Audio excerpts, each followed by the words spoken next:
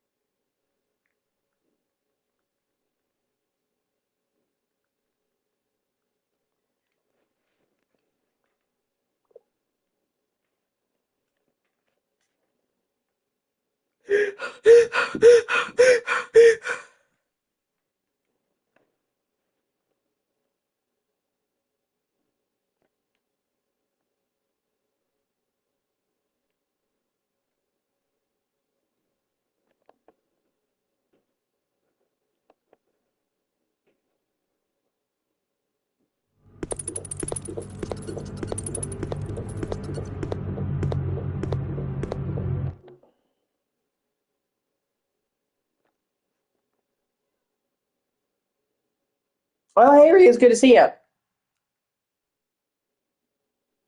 About to start up code Veronica.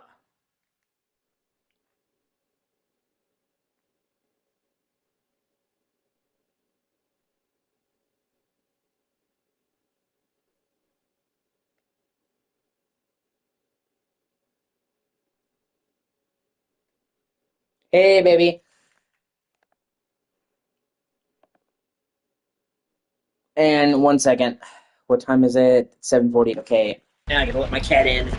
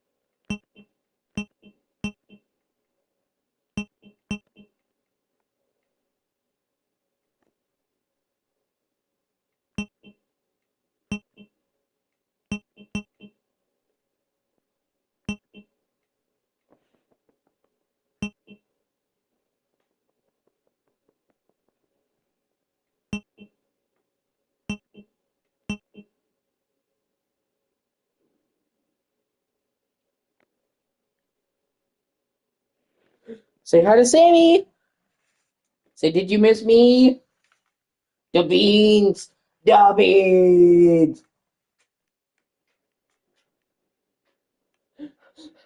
Oh, did you ever get to send your grandma that picture of me and Echo?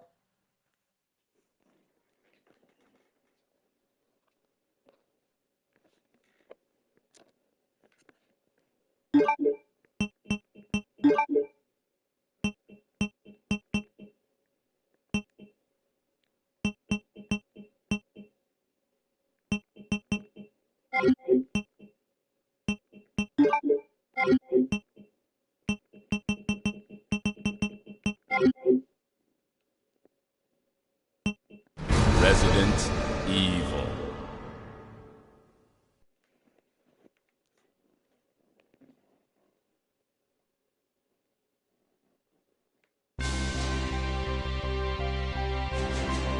The American Midwestern town, Raccoon City, has been completely decimated due to the T-virus outbreak that was instigated by the international corporation Umbrella. Claire Redfield, who arrived in Raccoon City to search for her lost brother Chris, and a rookie police officer, Leon S. Kennedy, managed to escape from the city. But their ordeal was only a prelude of things to come.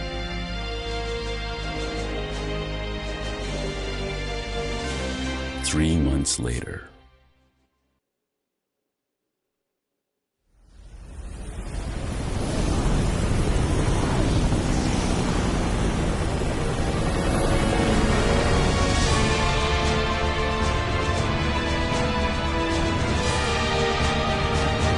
Your identification number is WKD4496. Welcome to your new home. Her name is Claire Redfield. We caught her trespassing in our Paris lab facility 10 days ago. She apparently infiltrated the complex looking for her lost brother, Chris Redfield, one of the surviving members of RPD's famous STARS teams.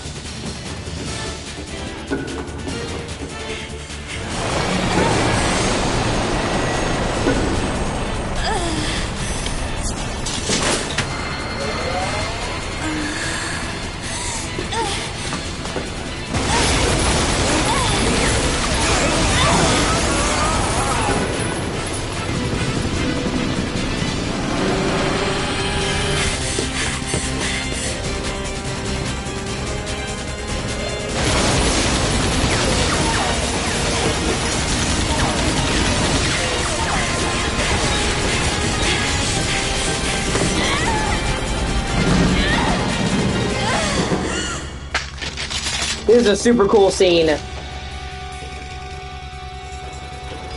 And super memorable. One of the things I think about when I think of Code Veronica.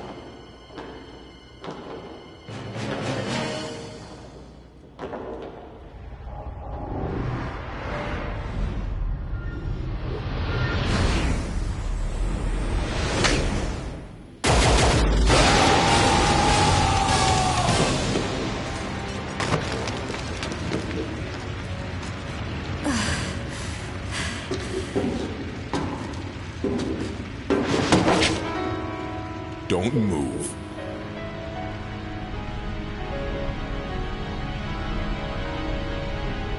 I love the way she drops the gun so she can fall down and pick it back up.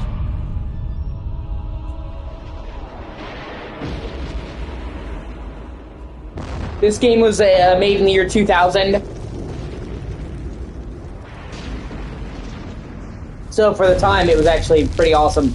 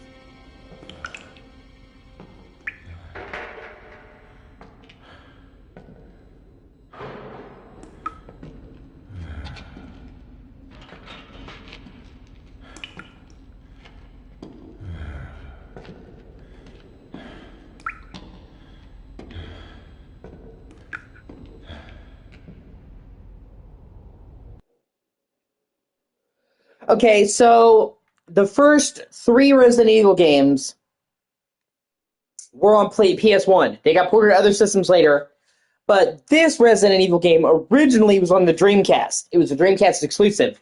And I'm not sure how familiar you are with the Dreamcast, Sammy, but I fucking love the Dreamcast. I have one up in my closet. It was a super awesome system, super underappreciated, that died too soon. And it was kind of technologically a midway step between PS1 and PS2. It was way more advanced than PS1, but not quite as advanced as PS2. And because they made this as an exclusive for Dreamcast, this was like kind of a technological leap for the series. And previously, they had used pre-rendered backgrounds, like I told you, for Resident Evil 1, 2, and 3. But they actually made the move to full, real 3D backgrounds with this game.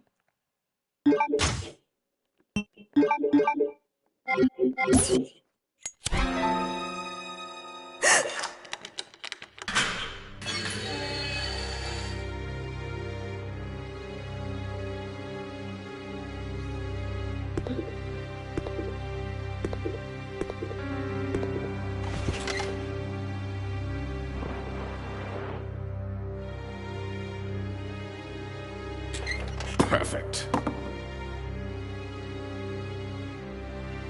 Go on. Get out of here. This place is finished. I don't know, it might have been a special forces team. But in any case, this prison's been taken over. Troops have been wiped out. What are you saying? You're free to leave the complex. But you may as well know you have no chance of getting off this island. And what about you? What are you going to do? Don't worry about me. And you can tell it's a noticeable step up graphically from the original game.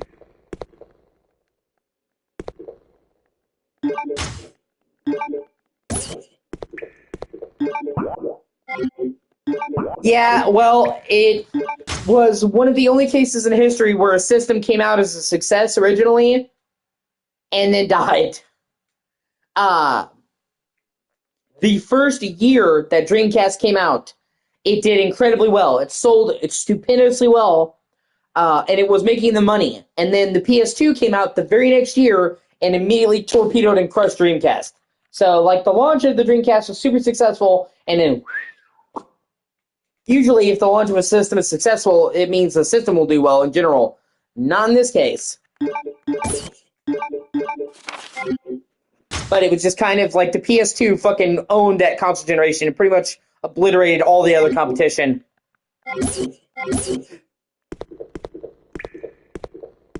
And then later on, they released, oh, hold on. Well, hello.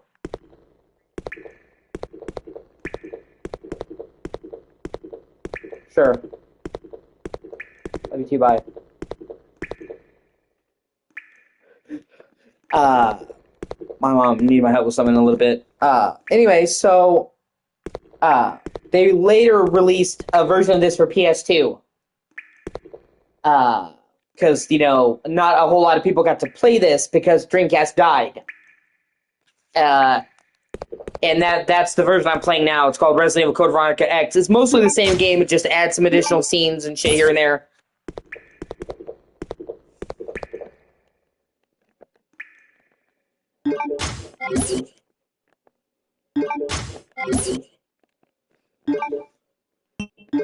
Let me see.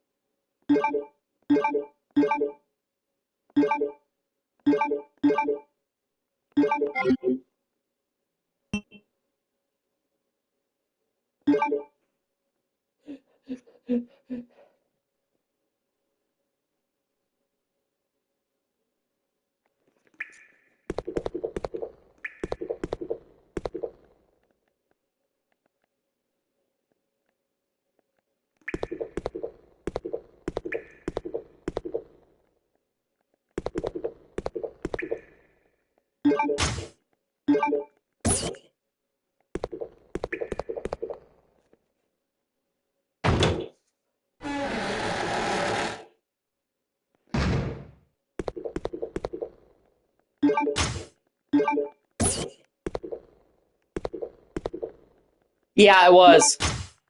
And it's why the shit ton of Dreamcast games wound up being ported to other systems. Like, a lot. Because they didn't want all the money that they spent on those games to be wasted because, you know, Dreamcast went down, so... And up until this point, Sega made consoles. They did the Sega Genesis, the Game Gear, the Sega Saturn. Dreamcast was their last console because they went bankrupt. And they were able to stop that by turning into a games manufacturer. Now Sega doesn't have their own systems. They make games for other companies. Good games, but that was how they basically salvaged them so they didn't have to shut down, was going into third-party development for the other game consoles.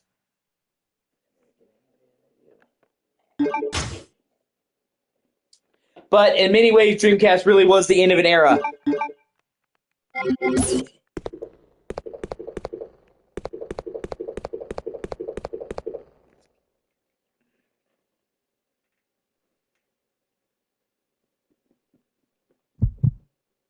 Yeah, I love this.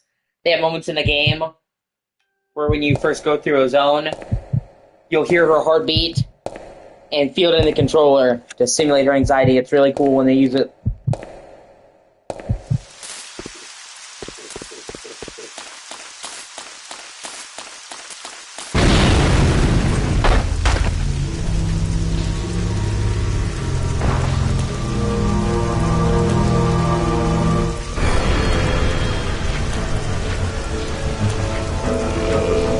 You can see on like their faces in the backgrounds that there's a huge leap up.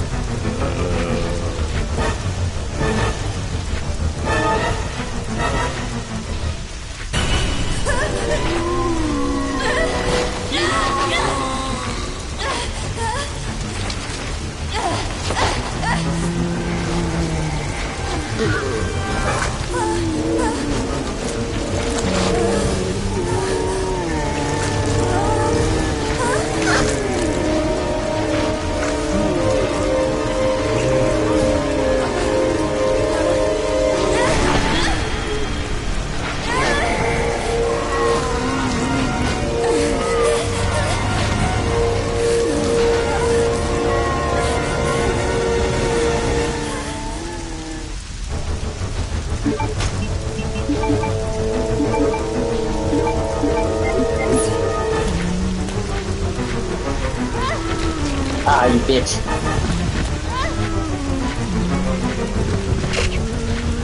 Ah.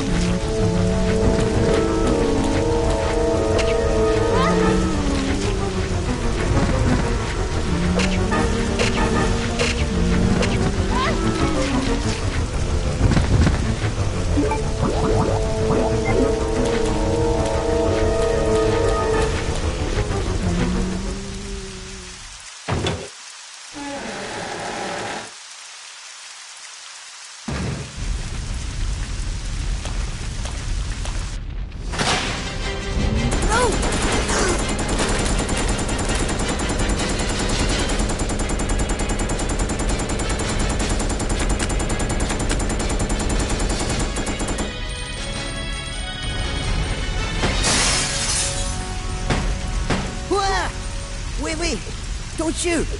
Who are you? Huh? You're not a zombie. Well, great.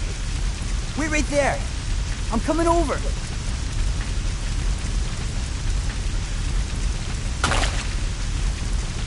Sorry about that little misunderstanding, but I thought you were another one of those Shut up. Make one wrong move and I'll shoot. Relax, beautiful. I said I was sorry. My name's Steve. I was a prisoner on this island. And I'm guessing you're not from Umbrella either. No, I'm Claire. Claire Redfield. Claire? Nice. I'll remember that. Hey, I heard there's an airport around here. And once I find it, I can finally escape from this crazy island. I'll see ya. Hey, wait up!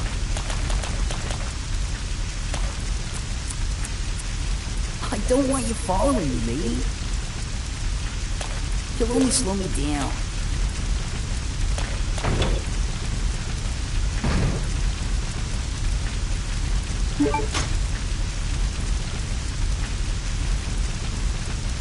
Did you guess that he's a Canadian?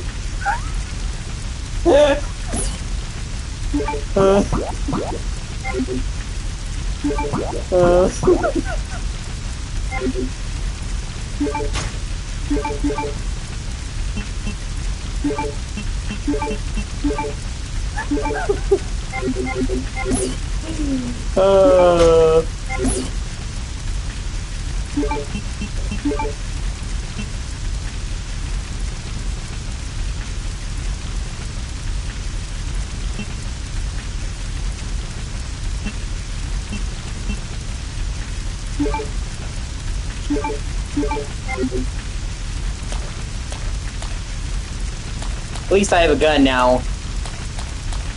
Thank fuck.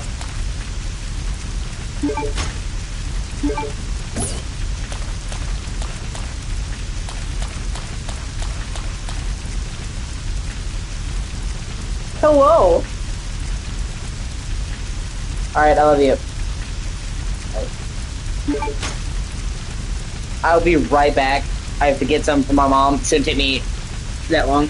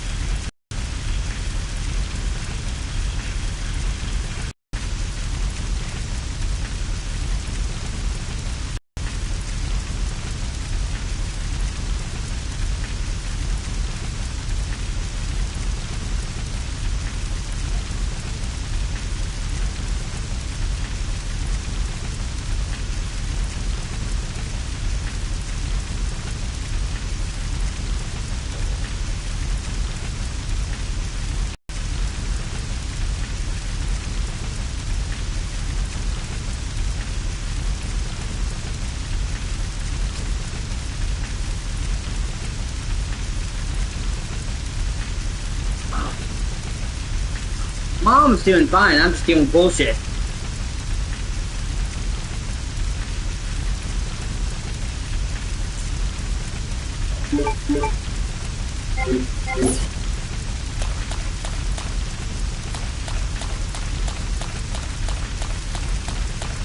So, my mom wanted me to go and get her delivery order. She had DoorDash. Somebody DoorDashed her.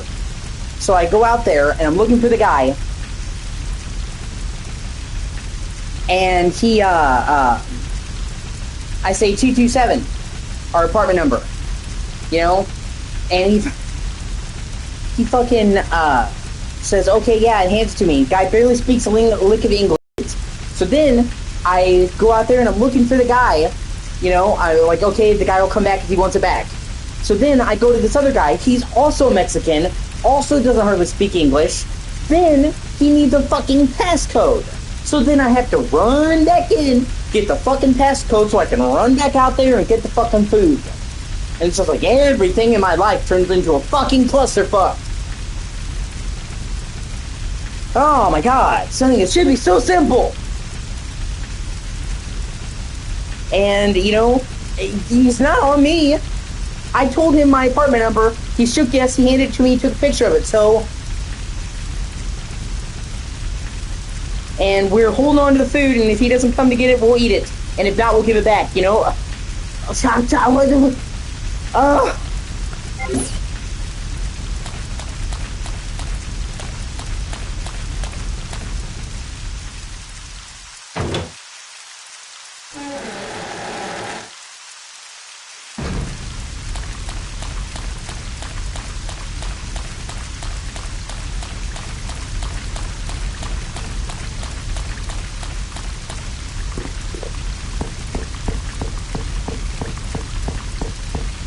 You know, and it should have been something so simple. Go out there, get the food. You know? And like everything else in my life, it turns into a clusterfuck.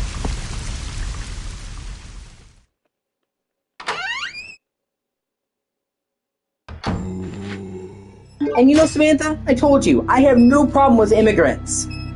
We're a land of immigrants, okay? You should not be doing jobs that require you to have interactions with people who speak English when you don't speak fucking English.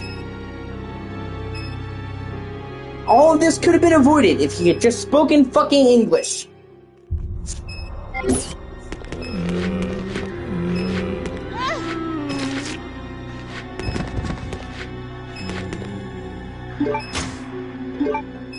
Yeah. Or, I mean, at the very least, if you're in a job that requires speaking to people.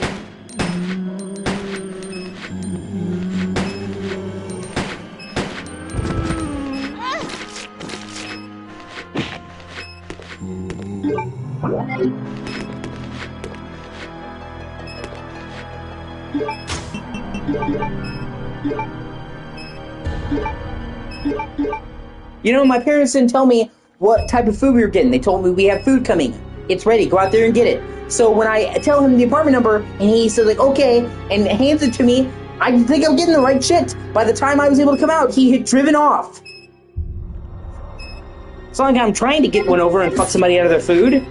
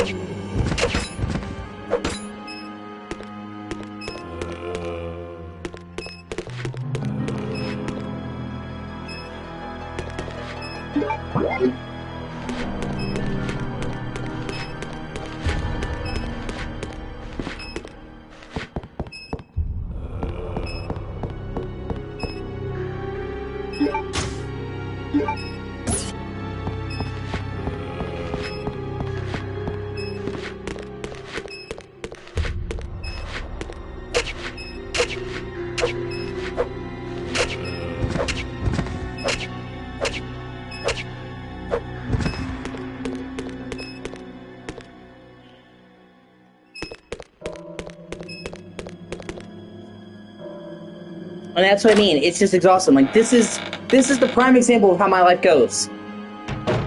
Okay? Should be A to B. And then I start off at A, and then wind up going all over the place and landing at fucking Z.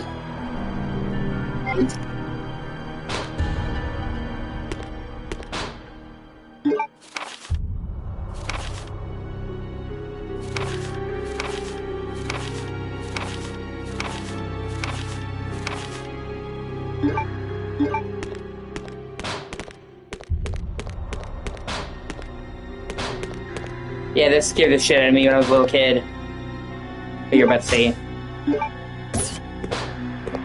You go to get this handgun ammo and this fucking guy breaks through the window.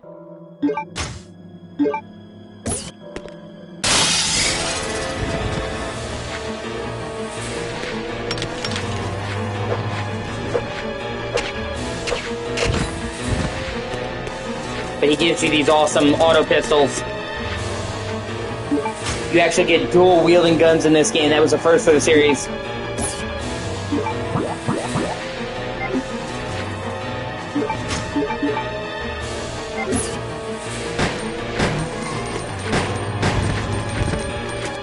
They're really powerful, and you can target 2 enemies at once, but you can't reload them once they're out of ammo. They're out of ammo.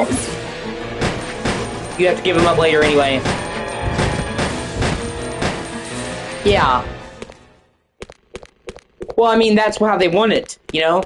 Because they're independent contractors, they don't have to fucking pay them like they should, you know what I mean? They design it like that. Otherwise...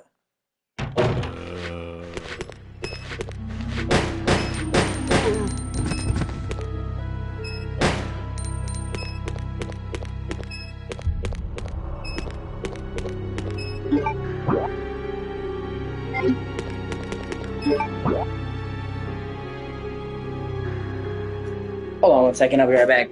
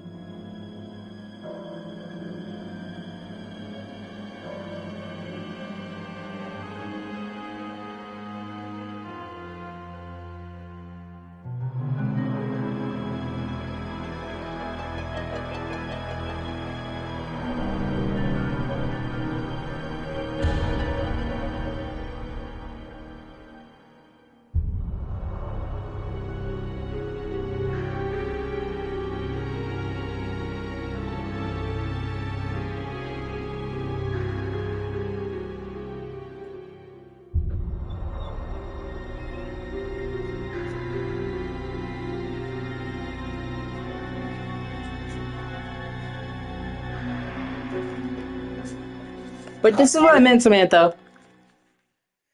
When I said that my life, like, I don't like conflict. Conflict likes me.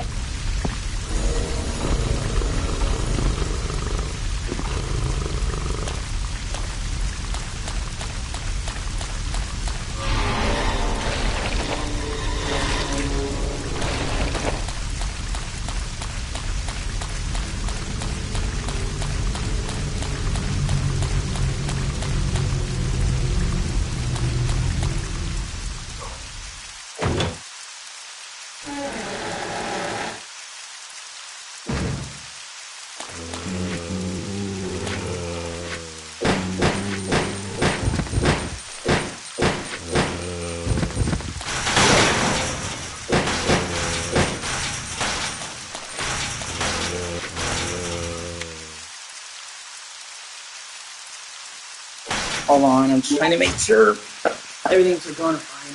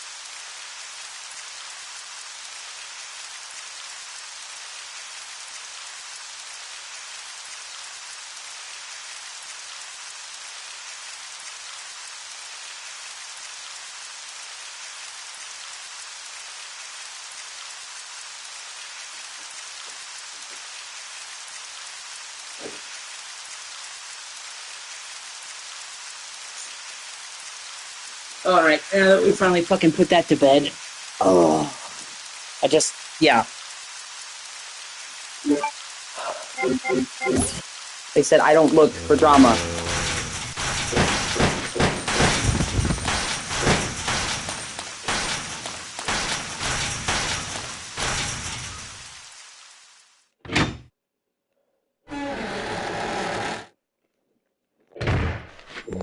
Please deposit any metallic items you have in the security box.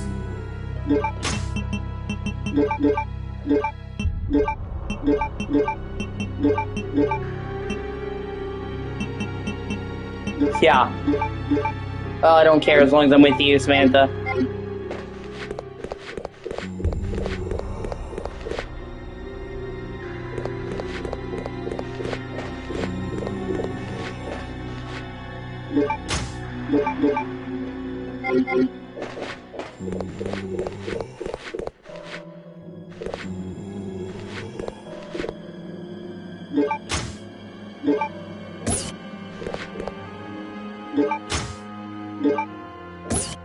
It's just like, my dad was like, you like conflict. I'm like, no, man. No, I don't. Conflict likes me. I don't laugh for this shit.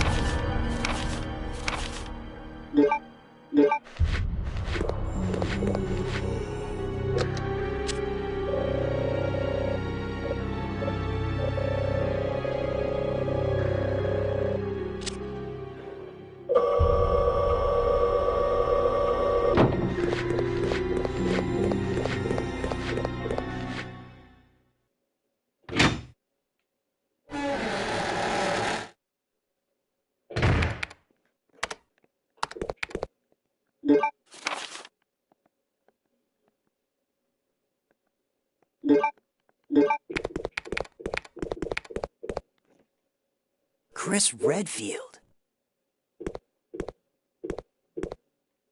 What are you doing here? Chris Redfield. Is he a relative of yours or something? You mean my brother? Ah, your siblings. Well, it seems your brother is under surveillance by Umbrella. What?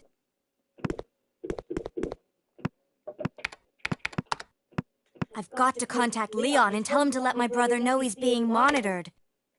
It's a good thing I have access to an outside connection from here. No. Well, that file shows the latitude and longitude of this place. Why don't you send your brother the coordinates and ask him to come help? Thanks, I'll do that. Hey, I was just kidding. There's no way he could get here, even if he is your brother. Yes, he can, I'm sure of it. No way. He won't come. You'll just end up disappointed if you rely on others. Believe me, I know. What was that all about?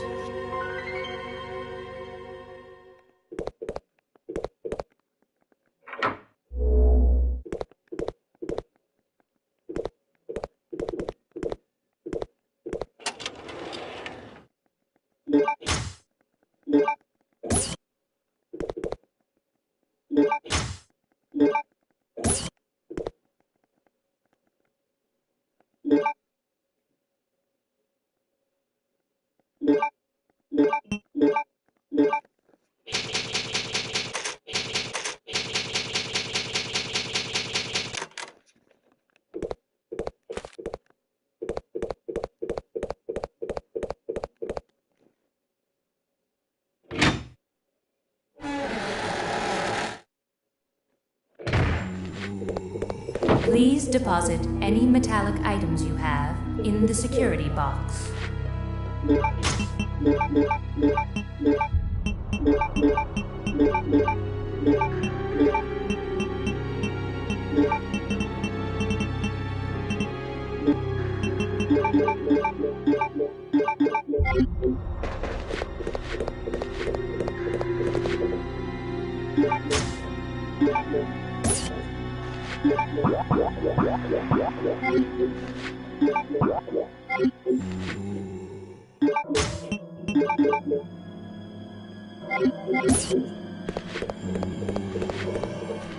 Yeah. Well, he has a bit of a tragic backstory.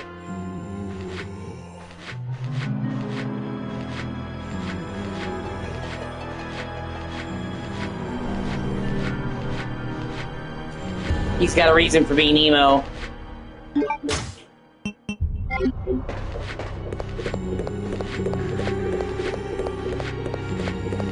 Tonight will be the night that I fall for you.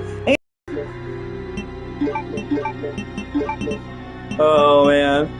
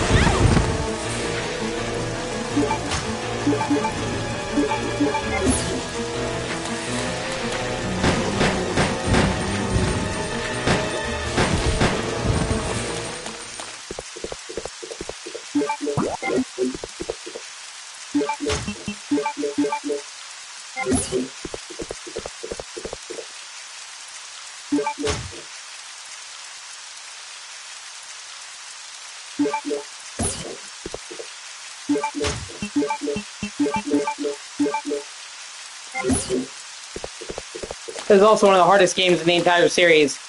And this series is known for tough games.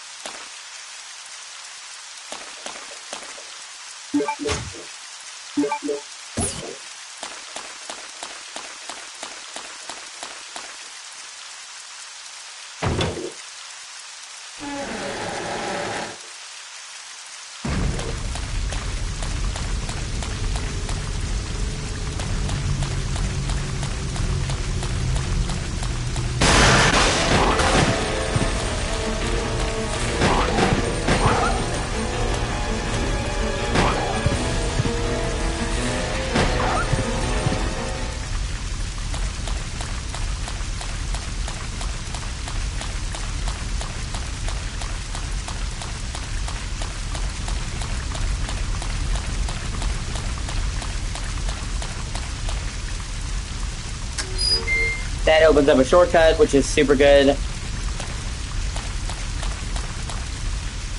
And now you saw where that fire broke out. I can take that fire extinguisher and use it to put out the flames and get the briefcase.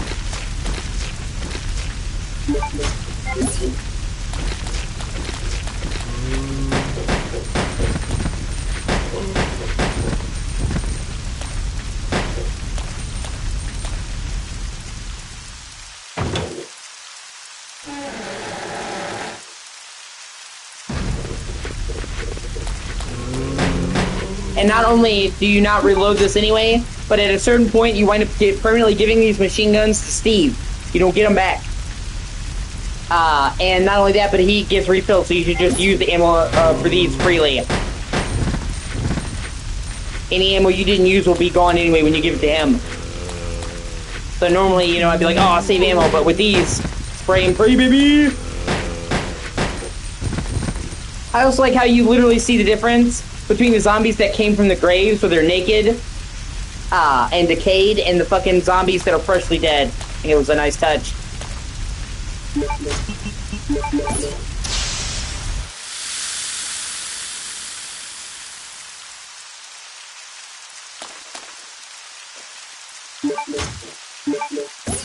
Now here's an instance that could fuck you, that they don't tell you. In Resident Evil, there's certain items you need to examine.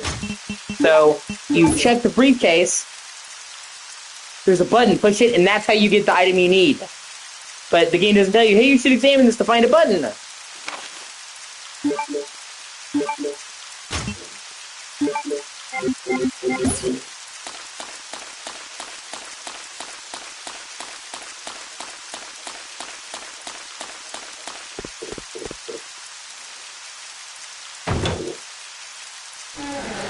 So you might be like, what the fuck do I do with the briefcase?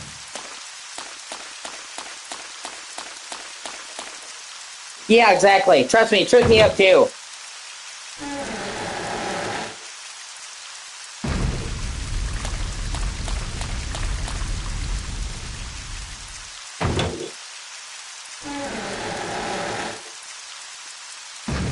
So before, there was that golden medal.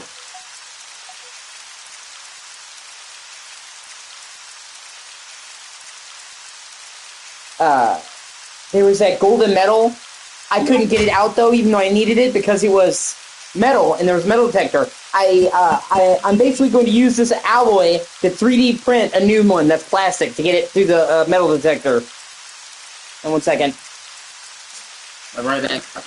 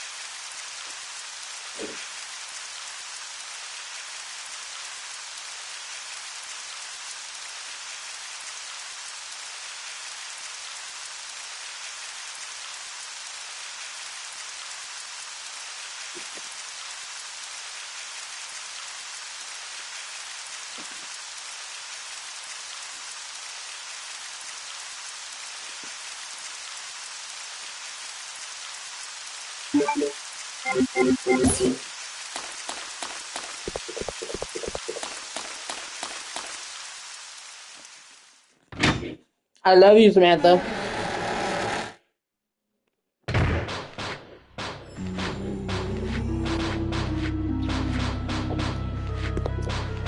Please deposit any metallic items you have in the security box.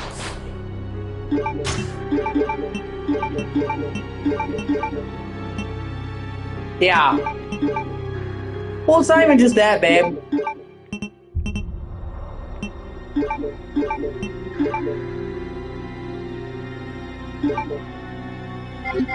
It's just like the game doesn't even tell you that.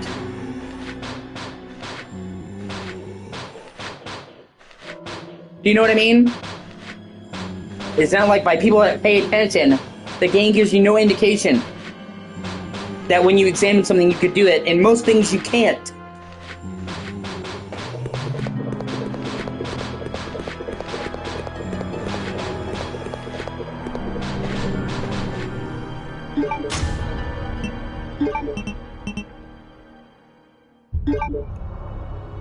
How late do you think you're gonna stay up tonight?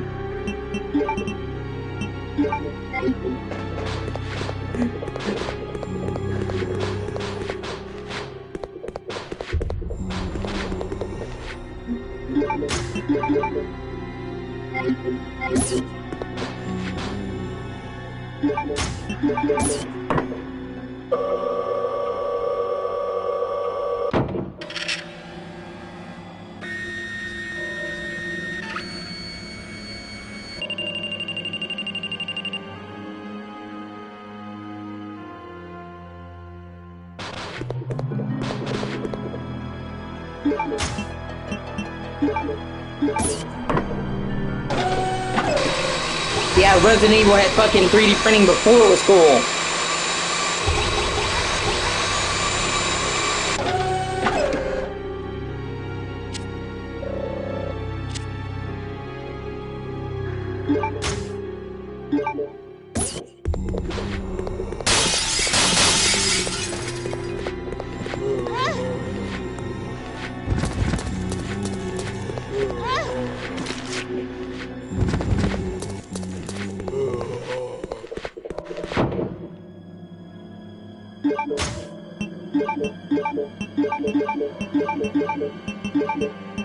Now, a rookie mistake that people make is keeping the fire extinguisher.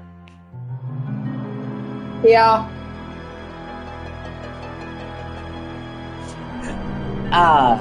They leave the fire extinguisher here because they think, oh, I don't need it. Later on in the game, as Chris, you can get a really powerful item by getting the fire extinguisher. And you can fuck yourself out of it by leaving it here. So always make sure to get the fire extinguisher.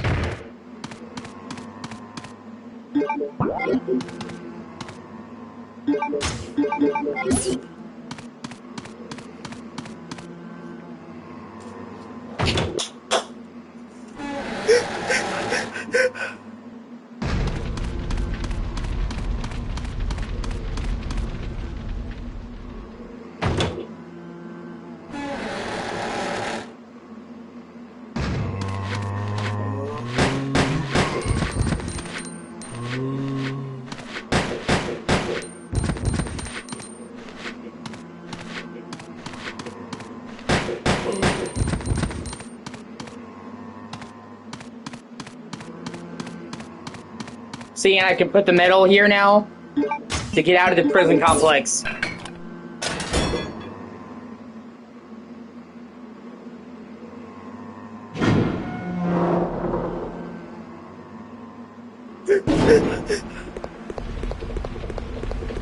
Yeah.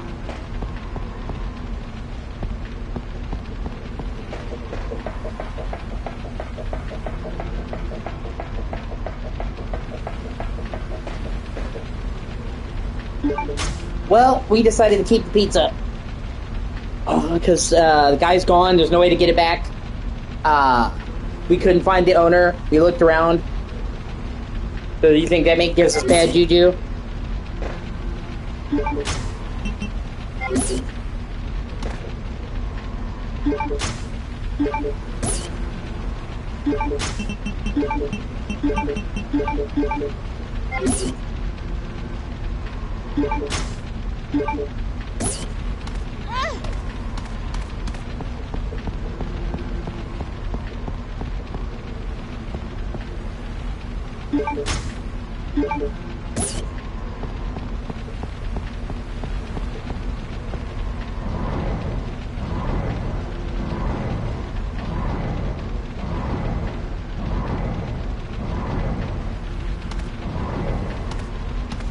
You know, I didn't ask for it. I tried to tell the guy. Went back out there. He was gone. Yeah. We don't know who ordered it.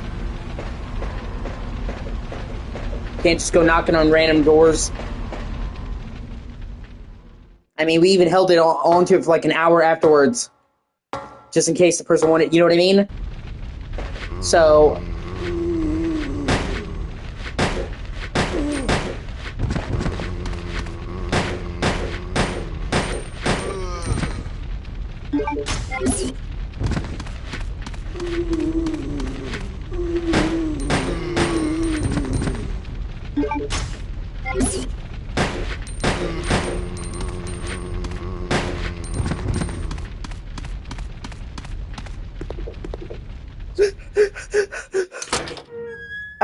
Hey, it's good to see you.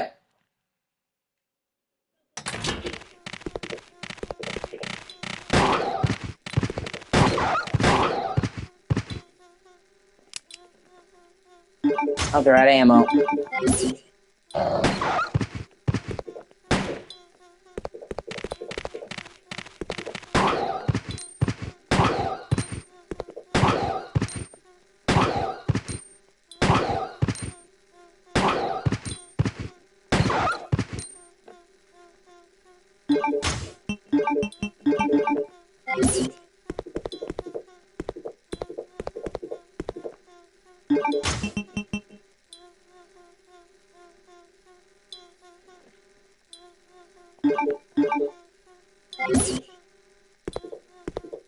Yeah, well, they're all. I'm sure that I don't think they'll just give out the details to random people either, and we don't know which one.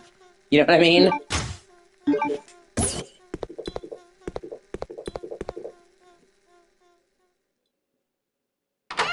We know it was a Little Caesar's pizza, but there's like 15 of them here. No shit. And yeah, what did you have for dinner? Sorry, I meant to ask that.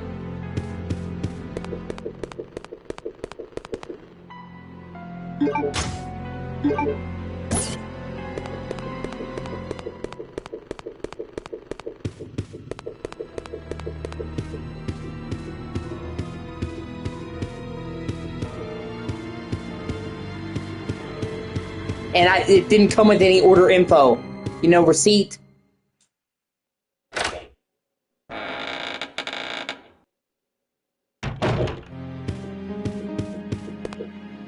And just to show you how brutally hard Code Veronica can be, Samantha, we had to wait until just now to get a proper save room and an item box. Think about that.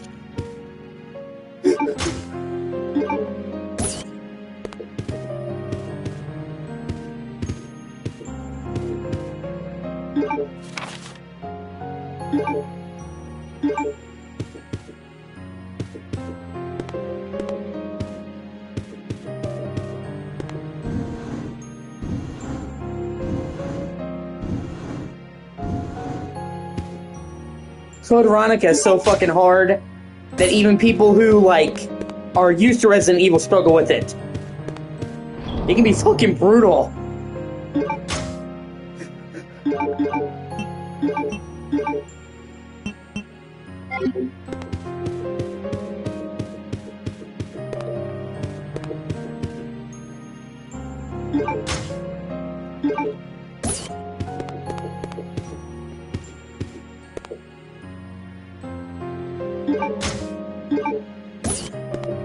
Yeah, Arizona, definitely.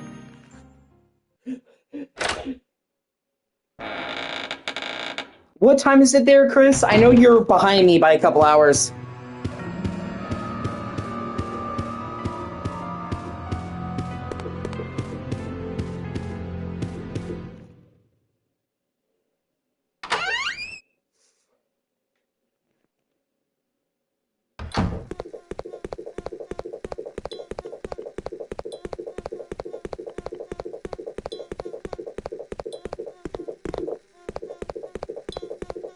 Okay, so you're about 3 hours behind me and about 8 behind Samantha.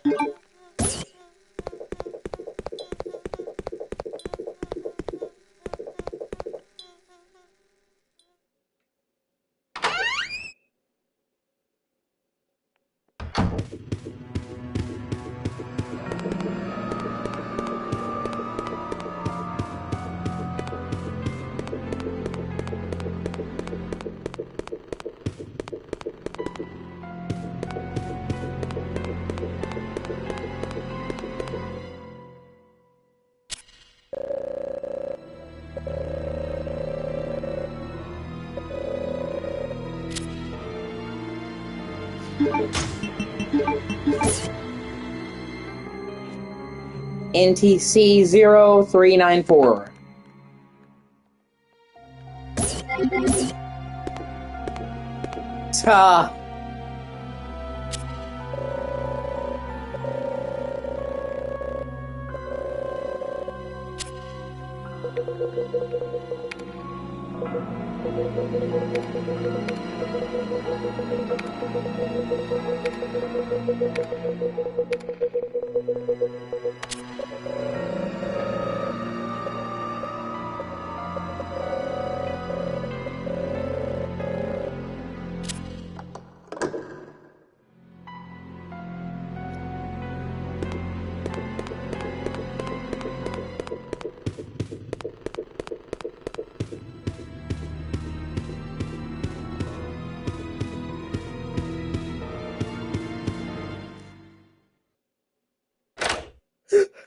But no, like I said, we couldn't see the order information. The guy drove off, didn't come back. We don't know who in the building is supposed to go to. We don't know which of the 15 fucking Little Caesars in this city, we're in a big city, are... We waited. Like... I tried to do the right thing. And I told the guy from the beginning, my apartment number, and he shook his head yes, and said something in Spanish and handed it to me.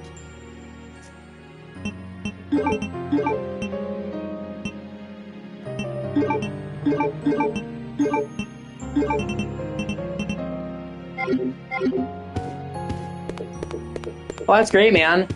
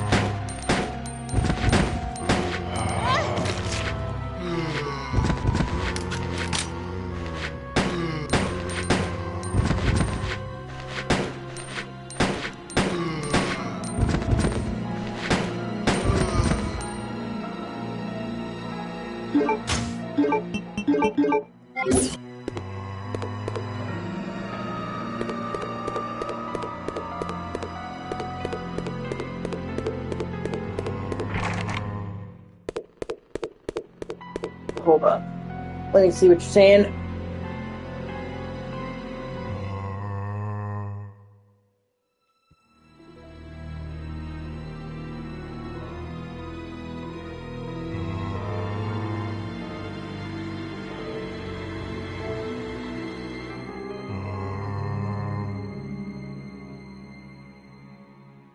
Well, I hope it doesn't make you sick this time, man.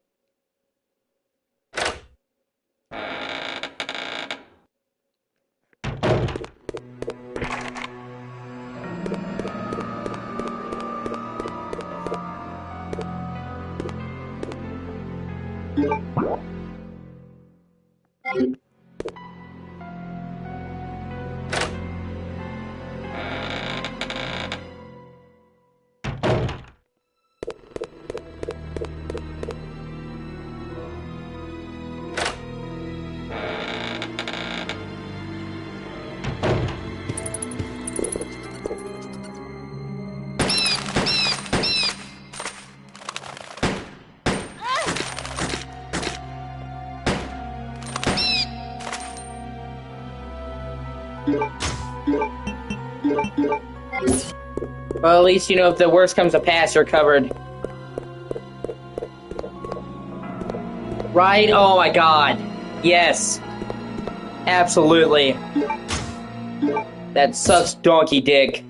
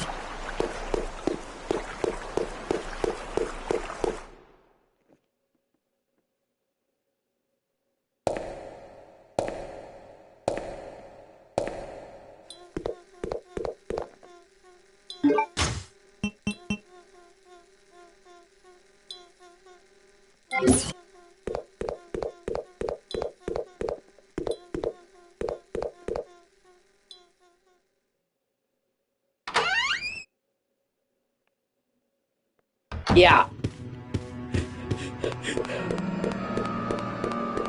So what do you think of this game so far, Samantha?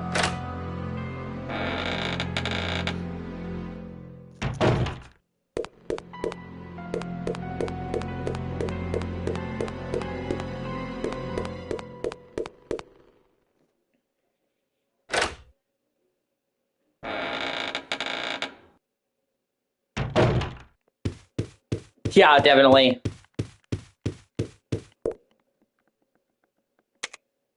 Yeah, this is where you get to see the two villains of this game that are also super creepy.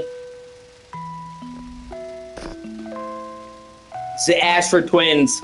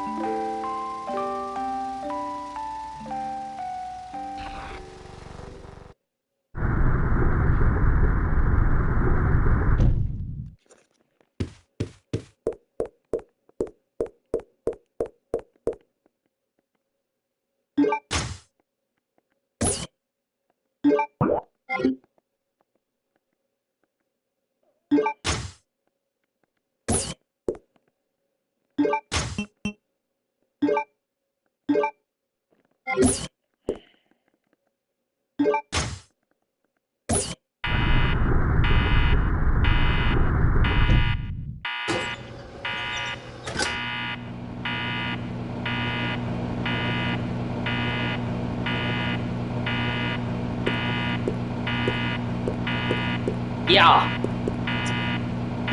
Yeah.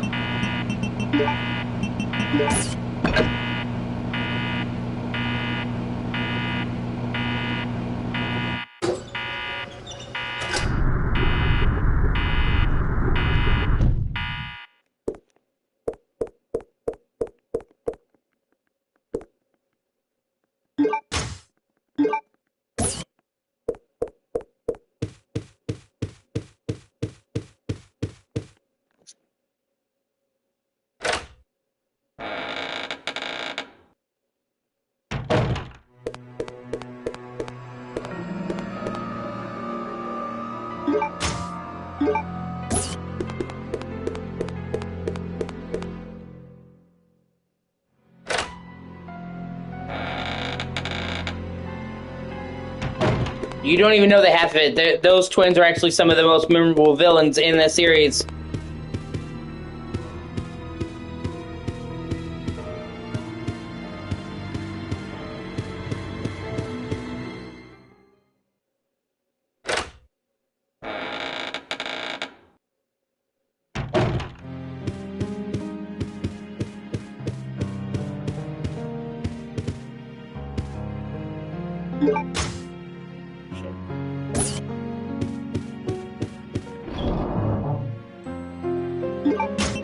I also take personal offense to their bullshit, seeing as I'm a twin.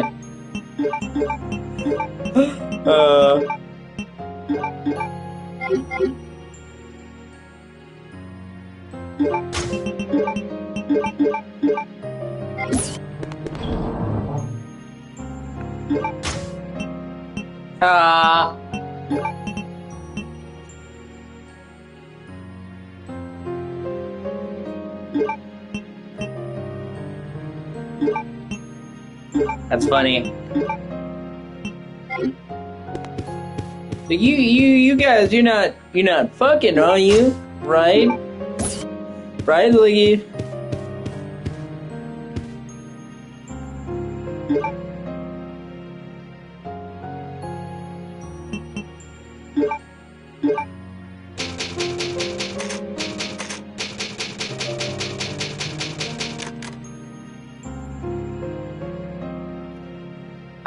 Two of the siblings in that series are fucking.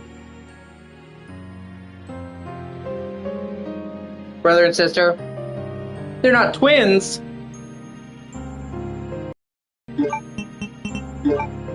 But yeah, there's incest.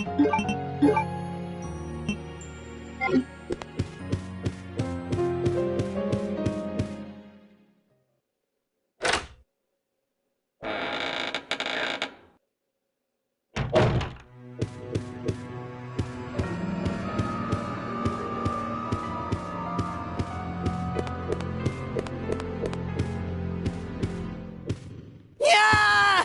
Help me! Steve?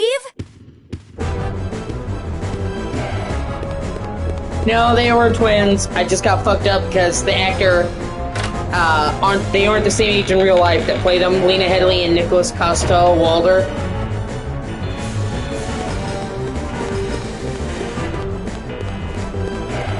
He's older than she is by a few years.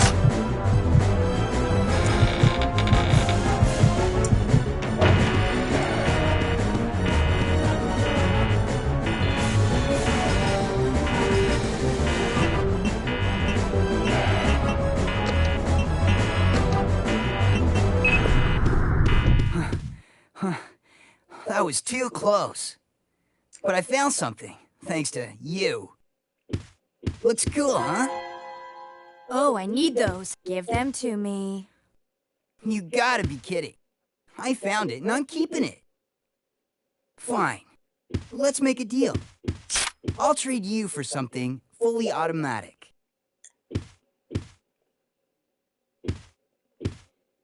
See you around, Claire. Adios. Hey, wait! Steve!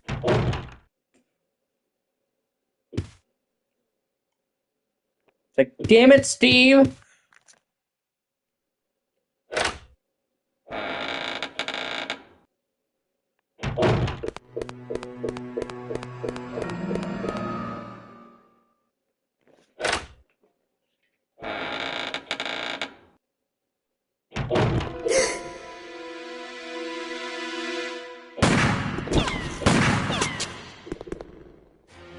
Redfield! How dare you interfere with my operation? What are you talking about? You let yourself be captured so you could lead your people to this base! I have no idea what you're babbling about. You don't fool me! I am Alfred Ashford, commander of this base. Oh? You must be one of Umbrella's lower level officers if you're in command of a backwater base like this one. How dare you! The Ashford family is among the world's first and finest. My grandfather is one of the original founders of What's up? Umbrella, Inc. Alright, I'll be in a few minutes. Bye. Now tell me, why have you attacked this installation? Attacked? Shortly after you arrived, my base was attacked. You must have informed your people of its location. I still don't follow you. I really don't know anything about that. Unacceptable! How can you deny it? My base has been destroyed. And thanks to you, the experimental T-virus was released, creating countless zombies and monsters. Tell me, who do you work for? Who sent you? Have it your way, then. You're just a rat in a cage anyway. I'll be sure to keep you entertained before I dispose of you.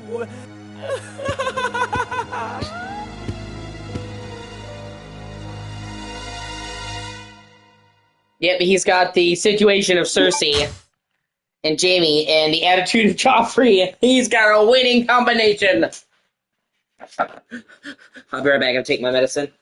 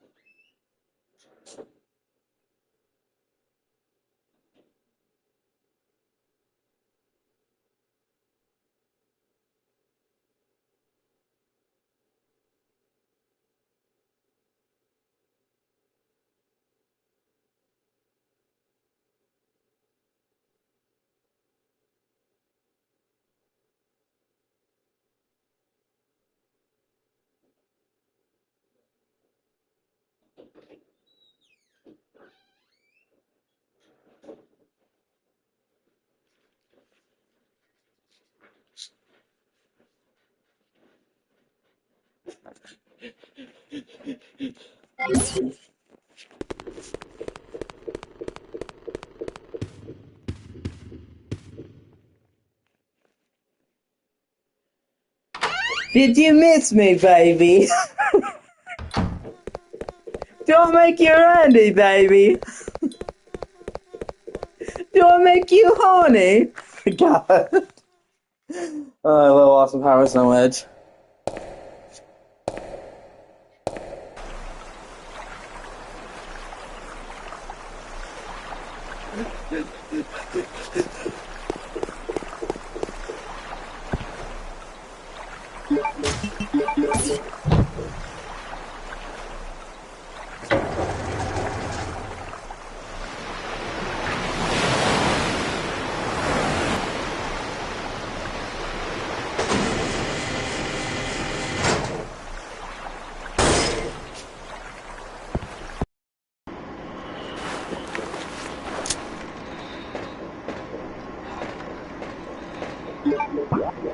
Which in a game like this, where space is at a premium, that makes a difference.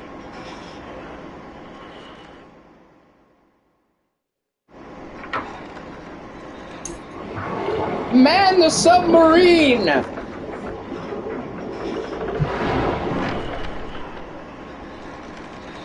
Yeah.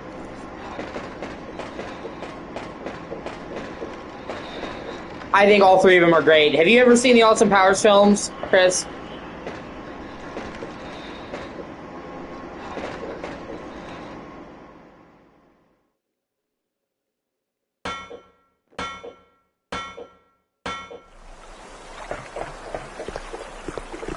That's great. We're gonna try to do Austin Powers watch along tomorrow night in the Discord. Because Sammy wanted to watch it for her birthday. Her birthday's just around the corner.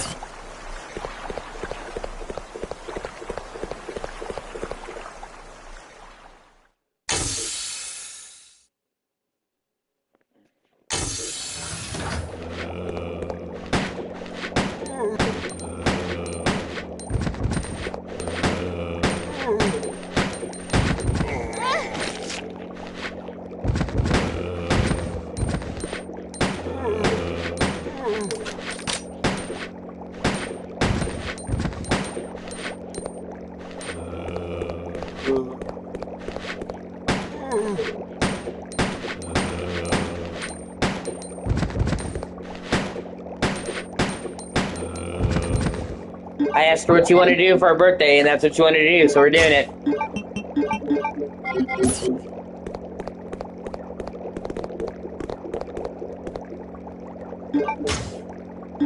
Her wish is my command.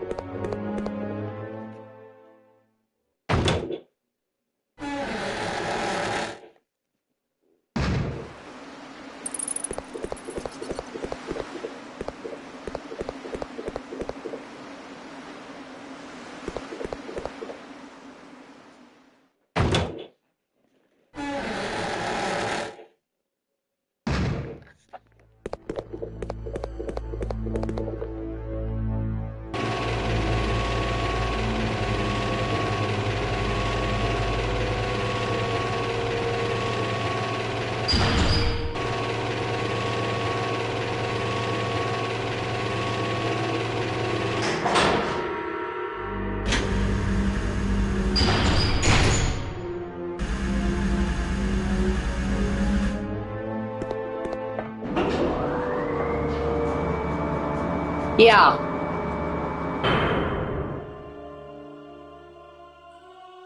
Yeah, whatever you want to do, babe.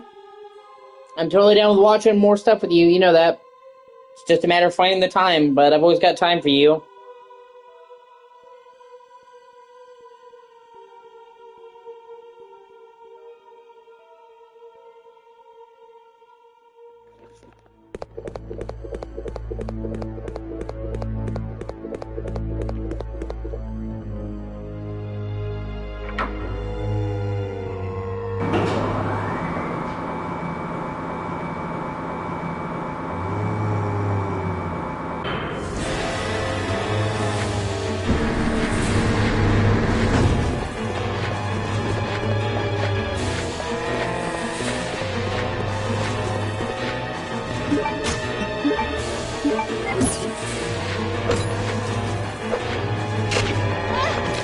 God.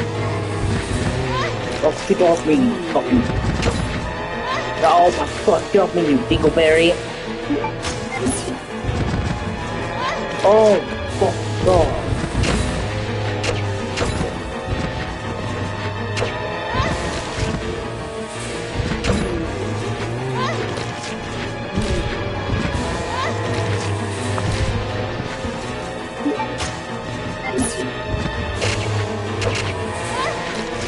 Fuck you, bro.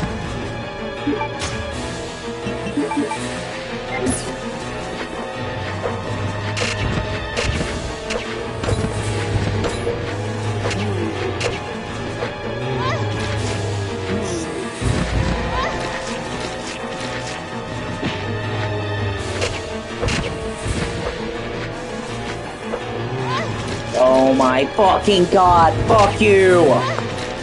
See, like, a shit like that, that's fucking brutal.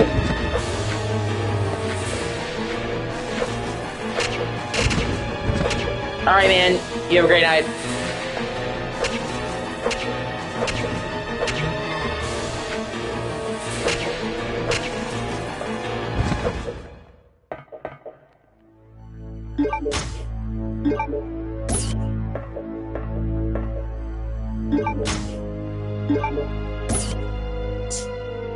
Like, hey, let's have you not have proper weaponry and then have you get fucking hoarded by like 7 of them at once.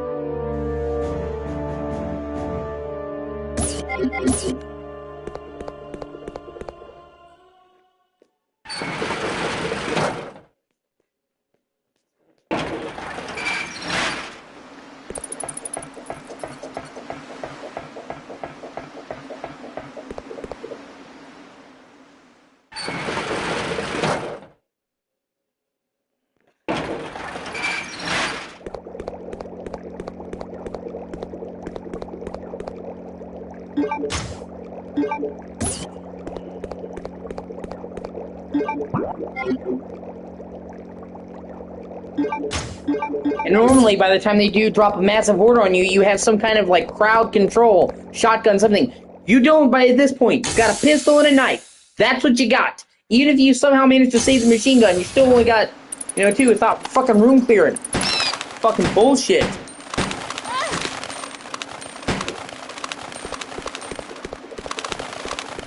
Yeah.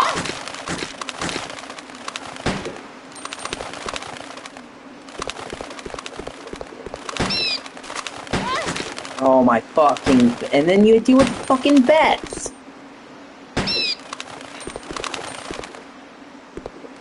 Fucking cocksuckers. Fuck. What a fucking piece of shit dick.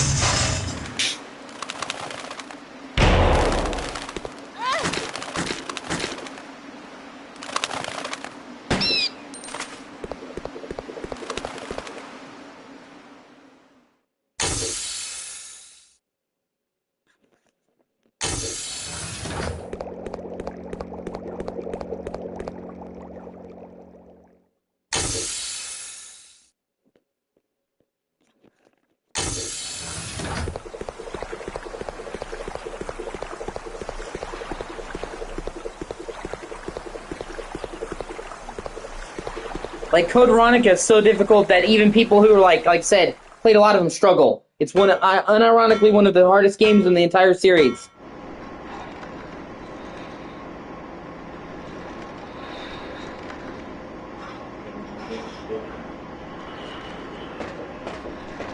And a series known for hard games, by the way.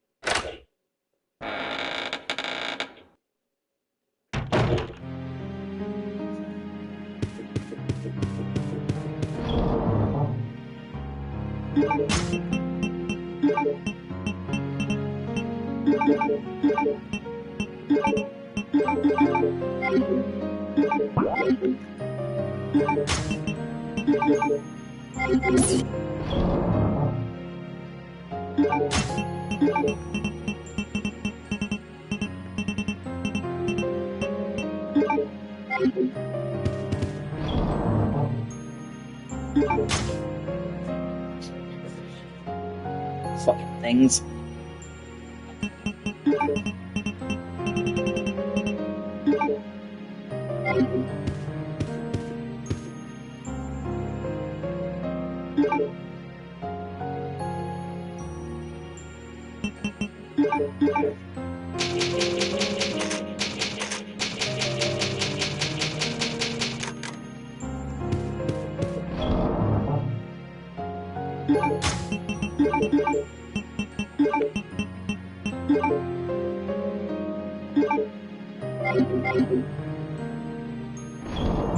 Shit.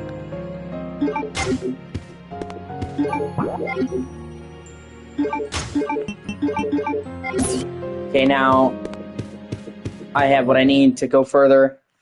I'm hoping I can get to this one part before you have to go to bed. There's this one part that is really memorable in Code Veronica I really want you to see. I think you'll love it. I should be able to, but yeah. They're also talking about remaking this. They've remade several of the other games to modern standards, and they were fucking amazing. You saw the remake of the first Resident Evil, but they did other ones too. And I would be stoked if they remade this.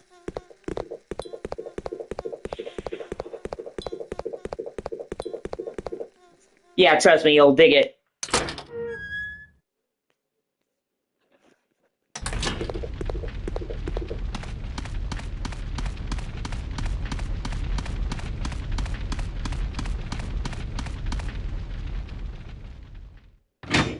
Because it would be with modernized gameplay. Like, you know, full rotatable camera behind the shoulders, full aiming with the gun.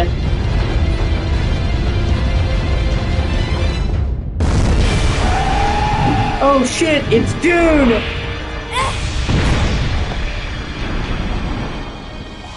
Thankfully, you don't have to actually fight this here, you can just run. And that's actually what you should do.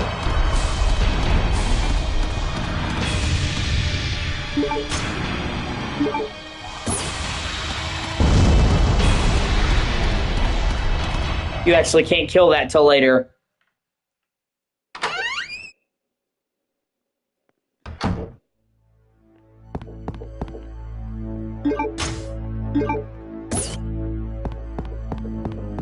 It's like, oh, yucking fudge! It's the sandworm! Oh, fuck!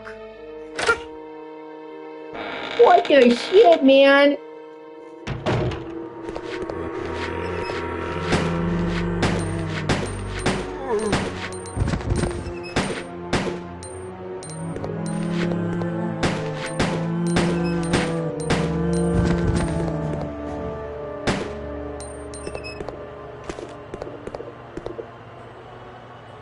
Are we in fucking Iraqis?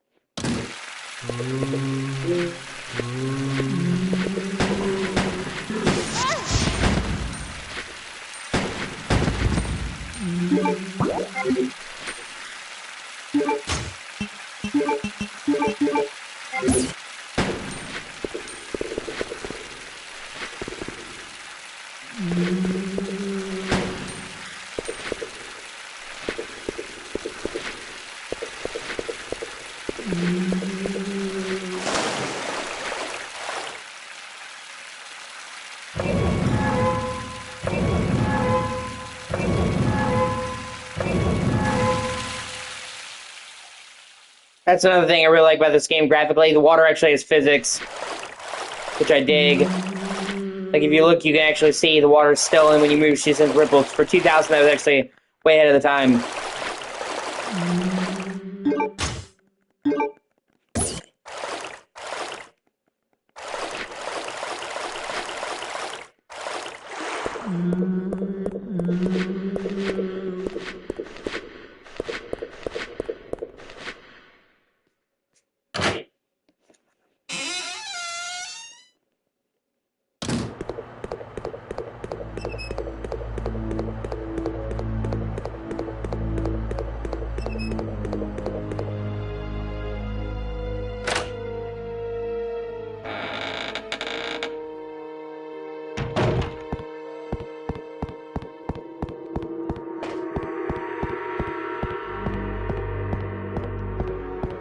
Actually, wait.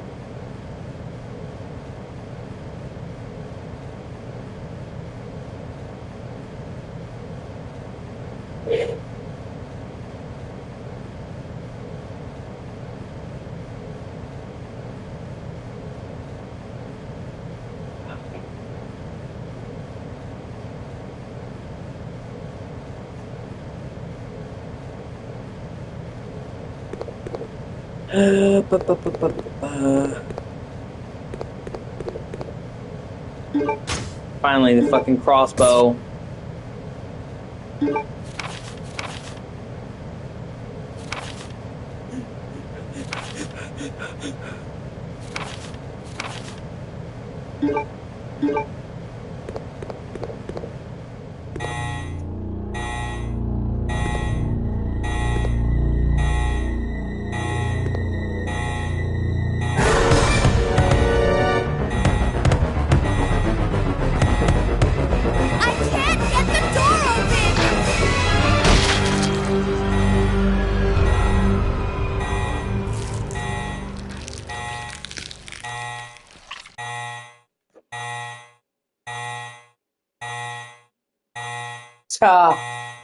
Yeah, that's one of the new things they added. The crossbow fires bolts really rapidly, which is okay, but it works really good when you combine it with the explosive powder.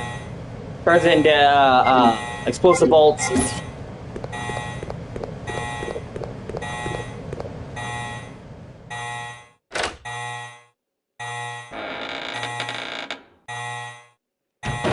Hazard contamination detected. Level 3. Emergency shutters will close. All personnel evacuate immediately.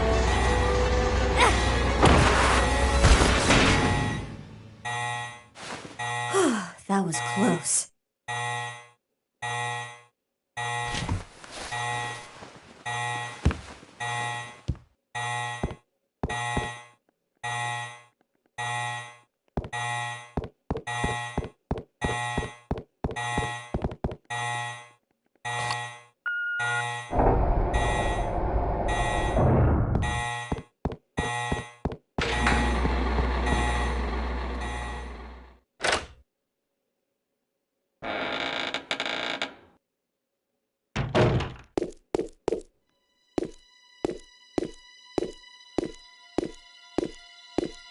Yeah.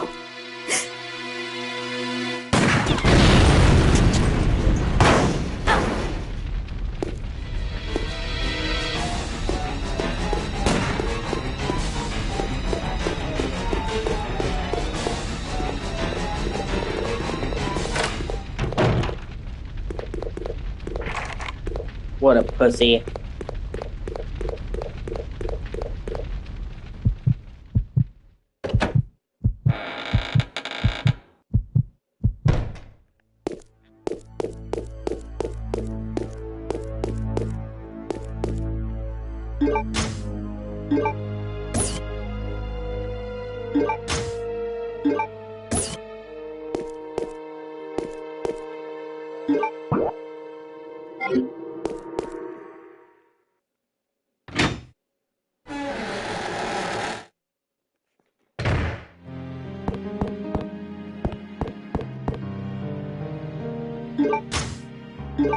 Now here's another important thing. I'll show you here in a second. That guy who let you out of the facility, he works with Umbrella, but he's technically just a security guard. He didn't have to let you out. He had medicine to stop the bleeding, and he threw it away because it's empty. You can find more of that medicine. It's right here on the couch, and you need to give it to him. He dies unless you give it to him, and he actually gives you a special weapon if you give it to him. But going back and giving him the thing is optional.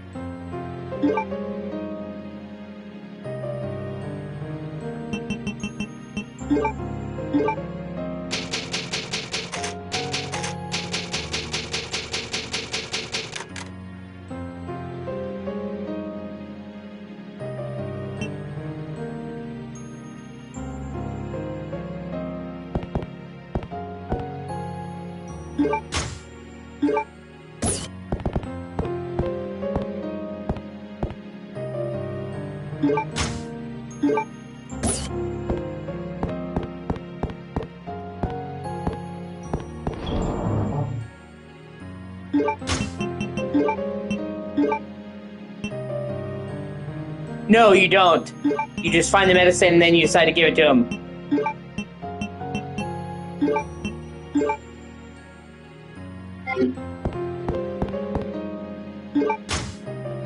And then later on in the game, because you gave him the medicine, he survives and helps out Chris and gives him a unique weapon that Chris wouldn't get otherwise.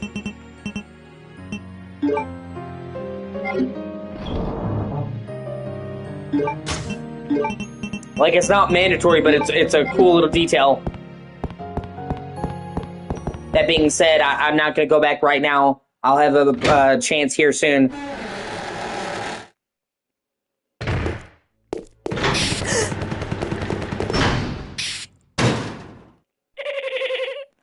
Welcome, Claire. Consider the area you are in a special playground I have prepared just for you. Please try and keep me amused, and do not disappoint me by dying too soon. I so want to enjoy this. God, his laugh is so grating, although that's on purpose.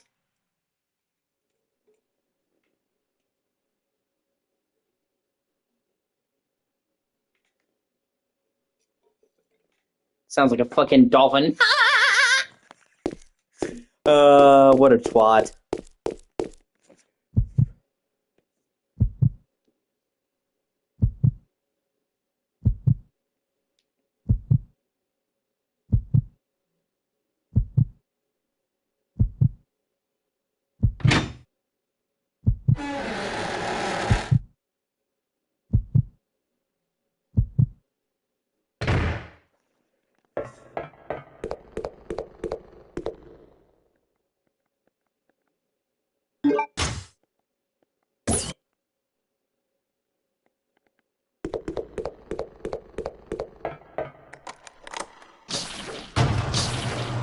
Yeah, and this is one of the new enemies they introduced in this game called a Bandersnatch.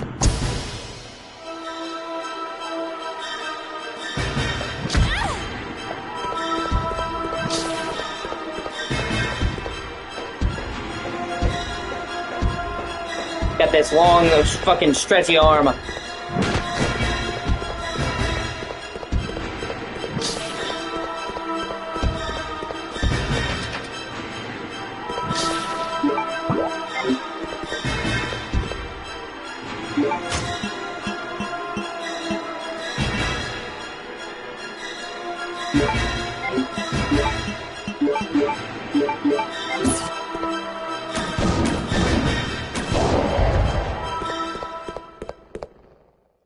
Yeah, that's what they call it. A Bandersnatch. For whatever fucking reason.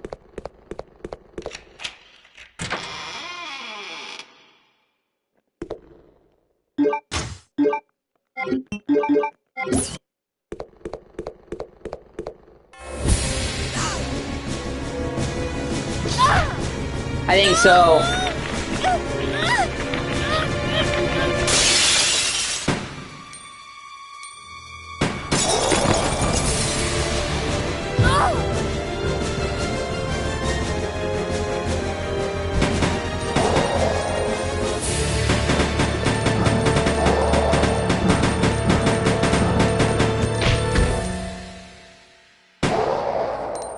I will admit, Steve kind of came in clutch there. Oh yeah, that felt good. Don't worry, Claire. Your knight in shining armor is here.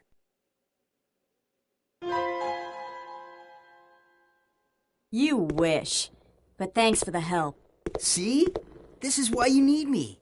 I got your back. Whatever. Here. Take these. Machine guns? For me? You know the deal, in exchange for your Lugers. Okay.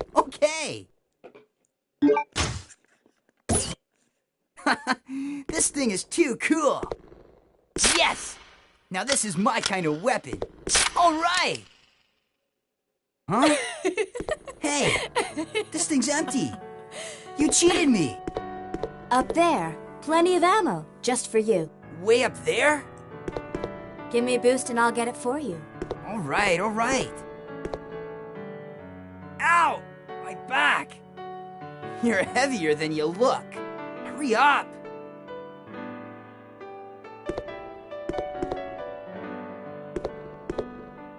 Happy now? What? Now that your knight has made his appearance, he can join you in your descent into death.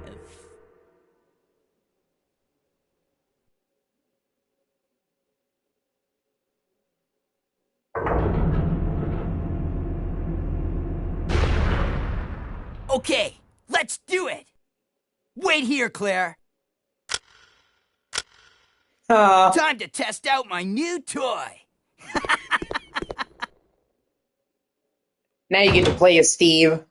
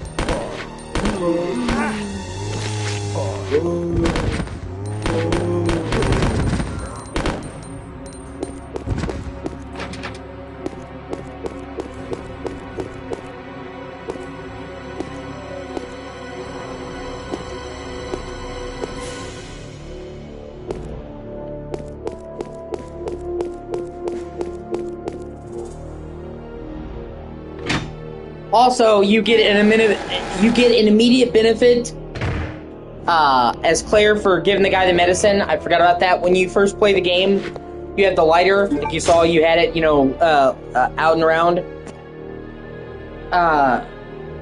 He trades you the lighter for a lockpick that lets you open unique shit. So you get benefit as Chris and as Claire. We're going back to help him.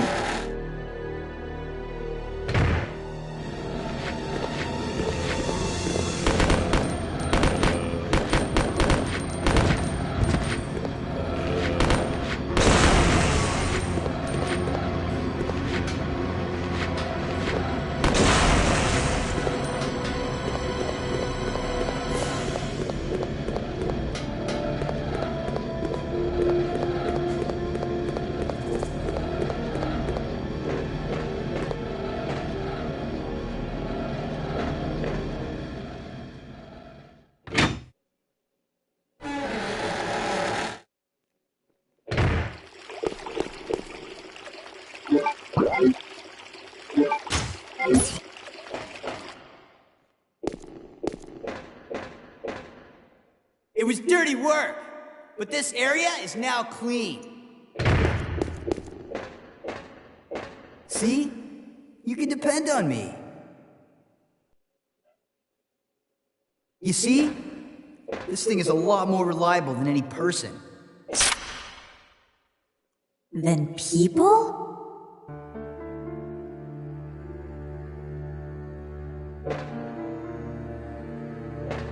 Steve, what were you doing here?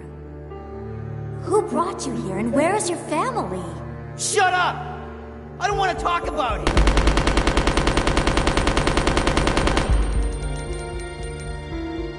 Steve.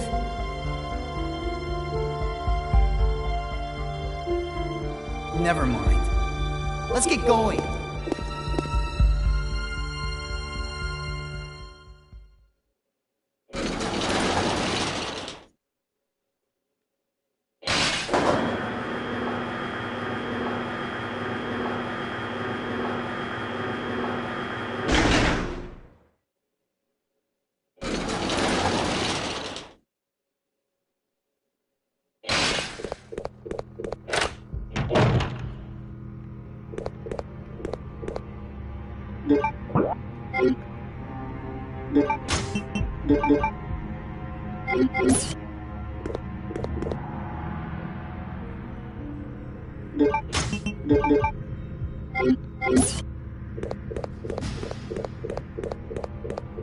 Believe it or not, he actually has a reason to be the way he is, emo.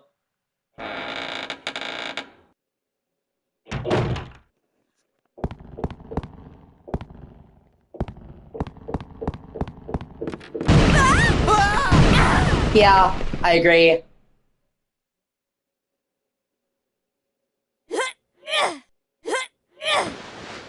Claire, are you okay?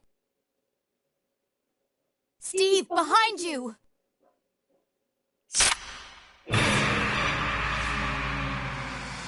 No.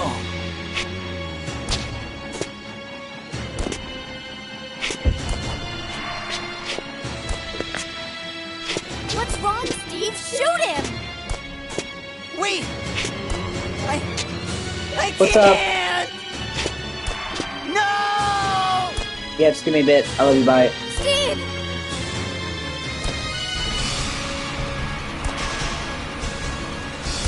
No!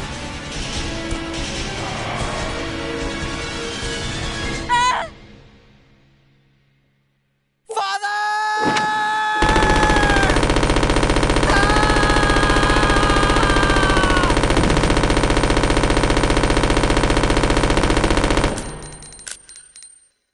Yeah.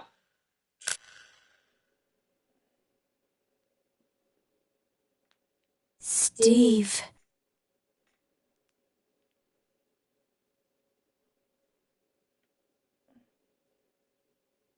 Fucking SS, how you doing? Want to go doing it? If you do it, fucking SS, how you doing? Father. Father. Father.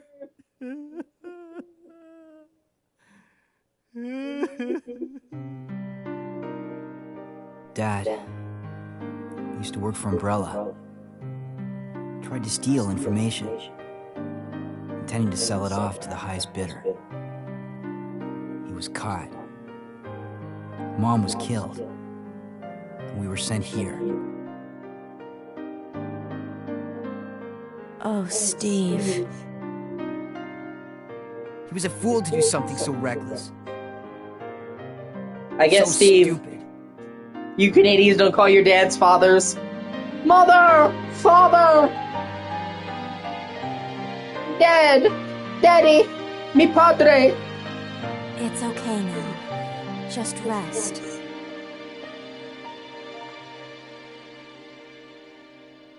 So, yeah, that's why he's going on a whole tangent about, you can't depend on people, and people let you down because it wasn't bad enough that his dad was a zombie. His dad betrayed them and was doing shady shit and got his mom killed and got him imprisoned.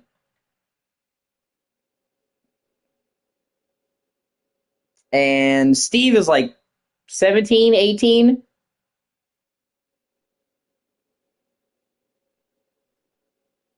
You call me daddy. When I bring on the noise. I'll be right back.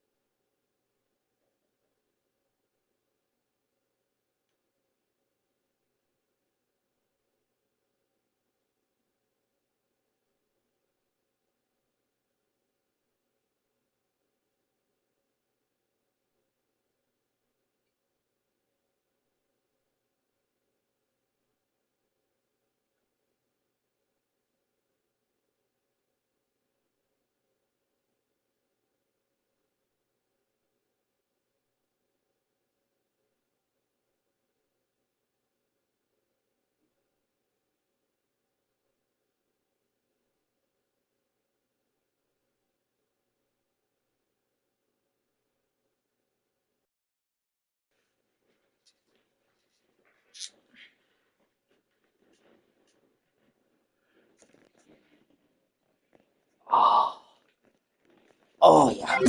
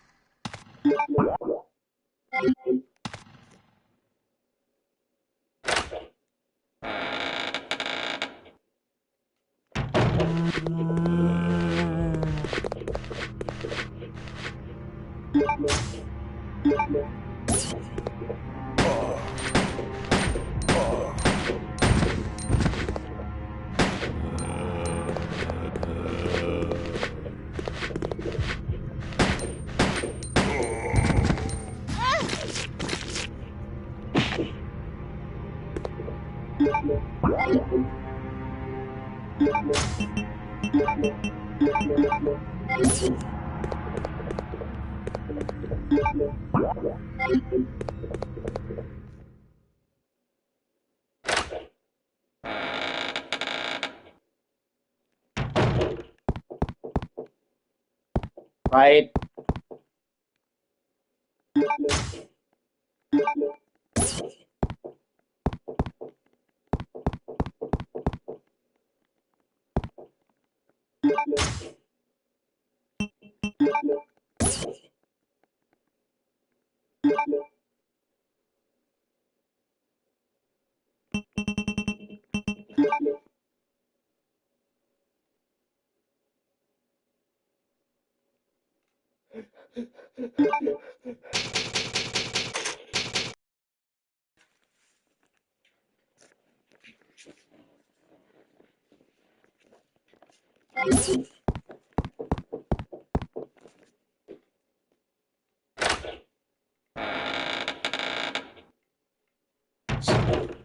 Yeah.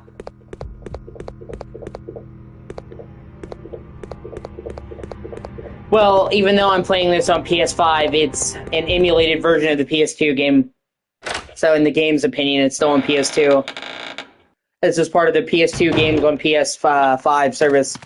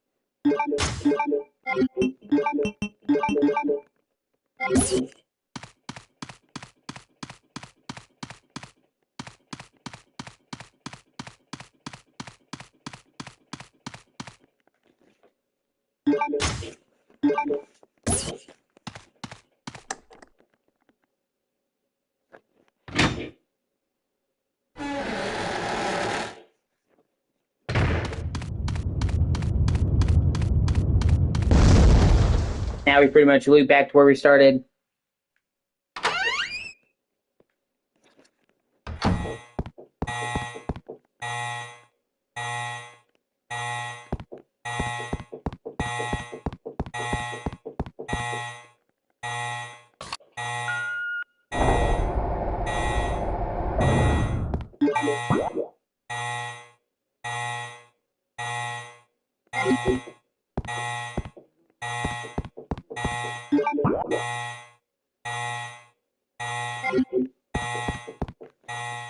I got some backtracking I need to do now.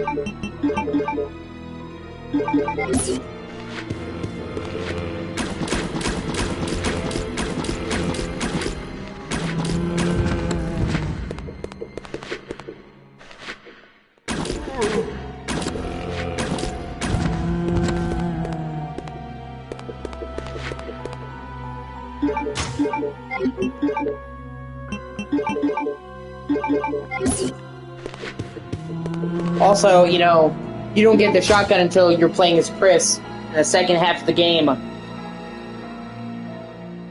Whereas, you know, most Resident Evil games, you get the shotgun pretty early on and it's your room cleaner. So they kind of fuck you by making you wait till you get the fucking shotgun, too.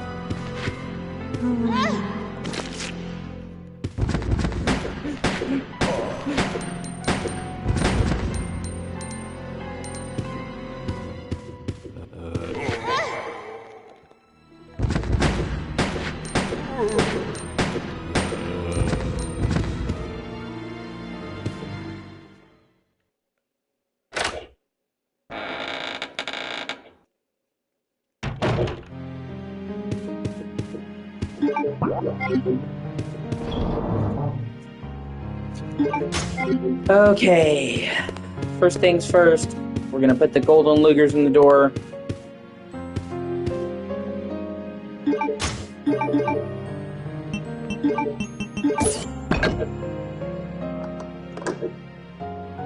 That opens the door, but we're not gonna go in there yet. I'm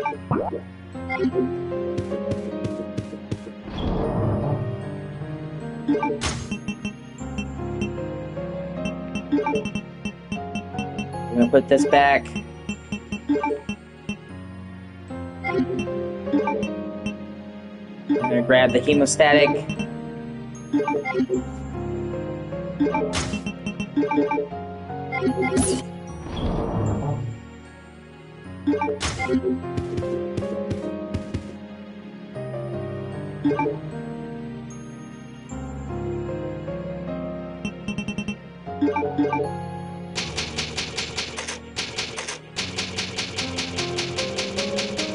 Yeah.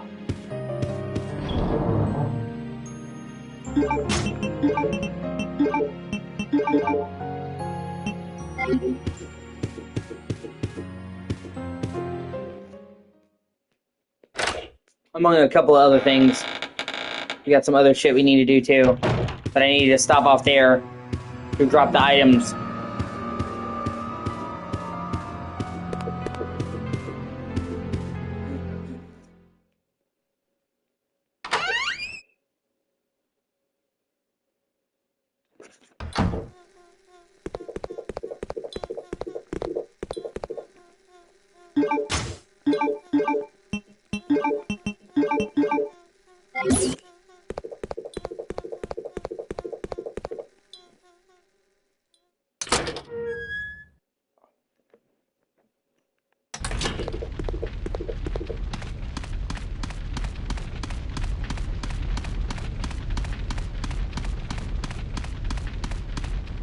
And also save, just in case shit goes tits up. In this game, I can't pause and use save states whenever, so I'm limited by the saves they give me. It makes it a lot harder. They only start adding the save states and the rewind and stuff to the newer games. This is part of one of the older games that came to the service.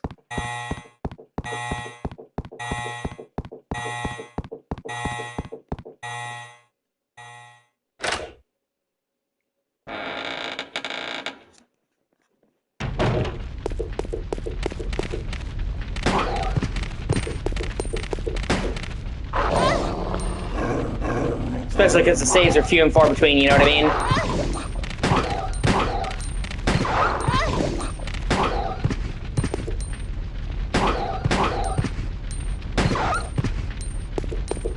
Ah, shit. Yeah, fuck, hold on. I made a mistake. It's gonna be easier just to reset.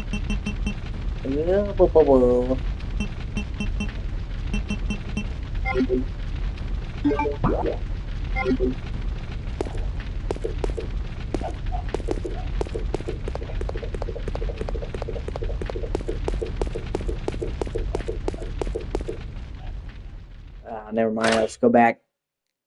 I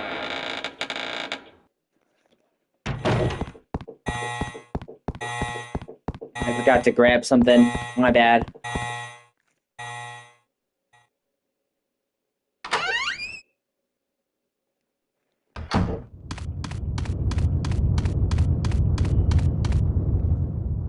And, you know, they tried to make this game tough enough that it would challenge even veterans of the series. And I understand, you know, but they overdid it. And there's a lot of parts in this game that are cheap.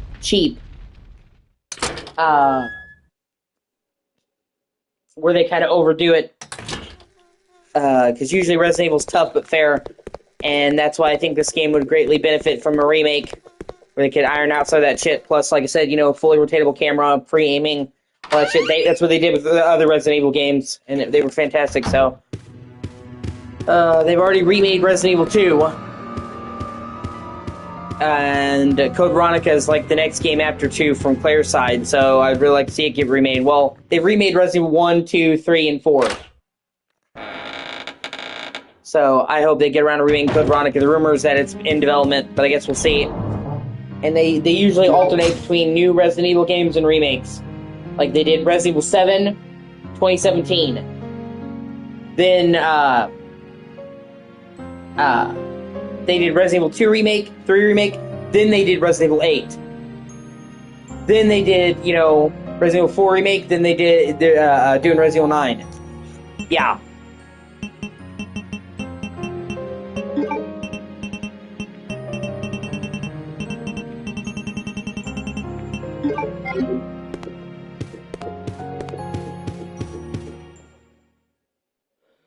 So I would expect probably the Resident Evil, the Code Veronica remake in like 2027.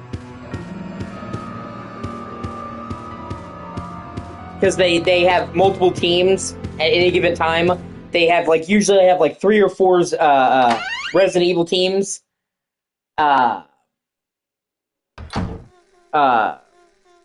Working in tandem. That way they can release, multiple of these games without sacrificing quality. Because, they work on the games for quite a long time. It's just because they have multiple teams, they can alternate the release.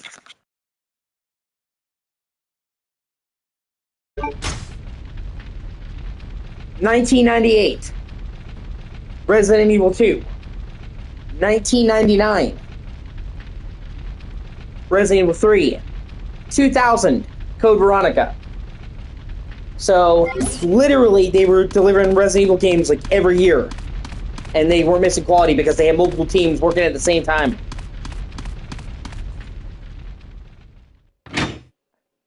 And well, this game has some problems, but it has nothing to do with being rushed. You know what I mean?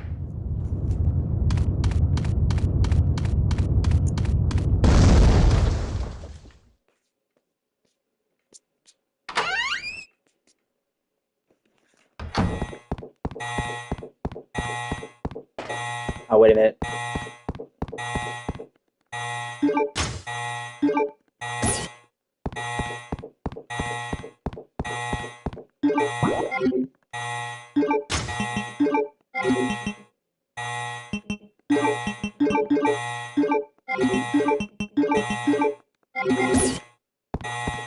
And, this game has a lot of great stuff in it, too. It was a significant step forward in graphics. It added a lot of cool features. Yeah, I agree.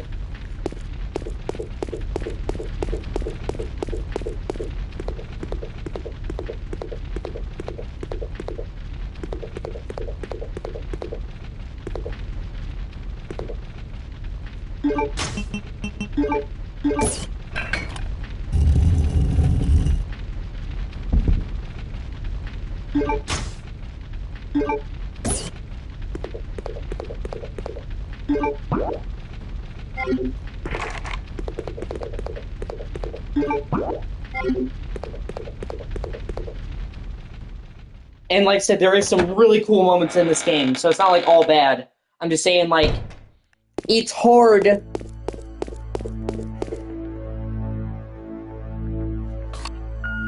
Sometimes it's hard to enjoy this game as much as I could because of just how brutally fucking difficult this game can be. Where it gives me trouble. Most of the Resident Evil games I can fly through, you know what I mean? I played a ton of them. So imagine newcomers. Or maybe people that weren't as super great as I am.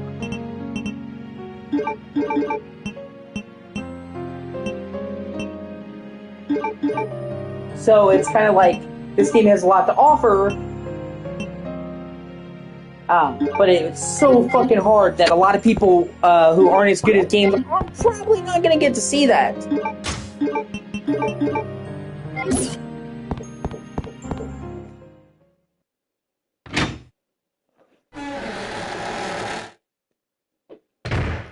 So, they make a remake, they can, besides adding difficulty selections, which all of the modern Resident Evil games have difficulty selections, by the way, besides just giving difficulty selections, they can, even on normal, which would be the equivalent to this, they can smooth out the bullshit parts and just make it more fairly balanced.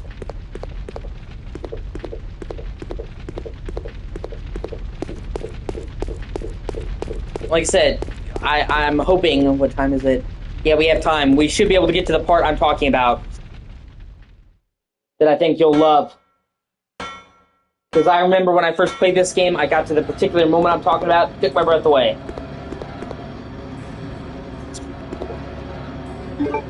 It's one of the coolest things about this game.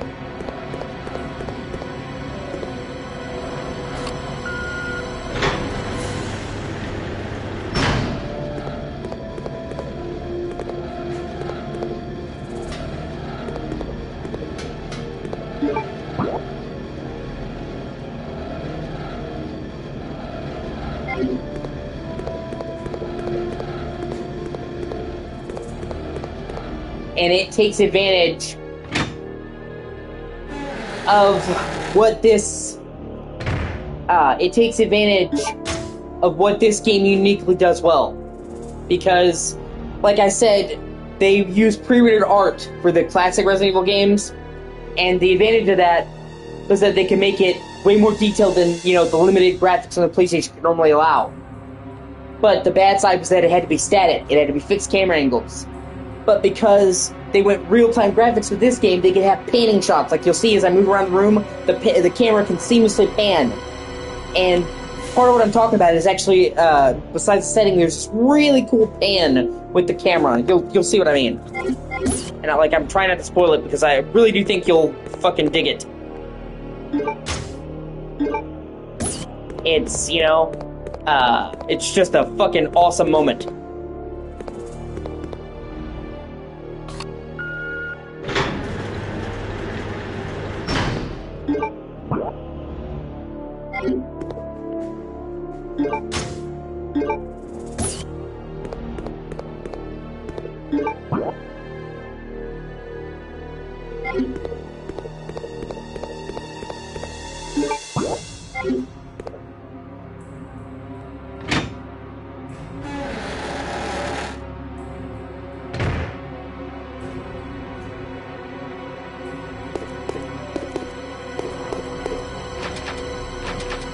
Yeah, wouldn't that be fantastic?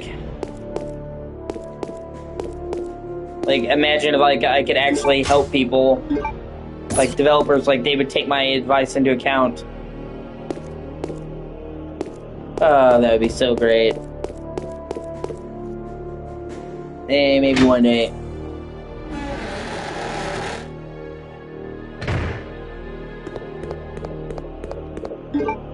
Because I honestly do think I have a lot of good ideas.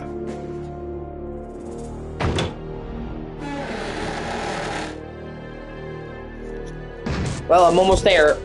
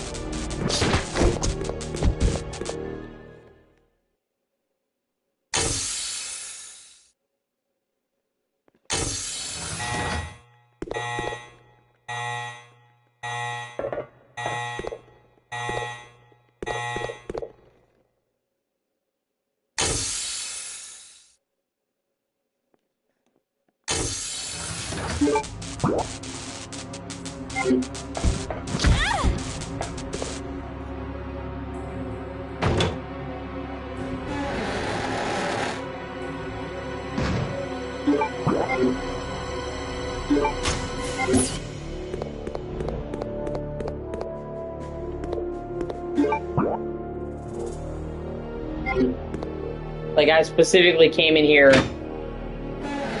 to get the grenade launcher. So I went all the way back through here.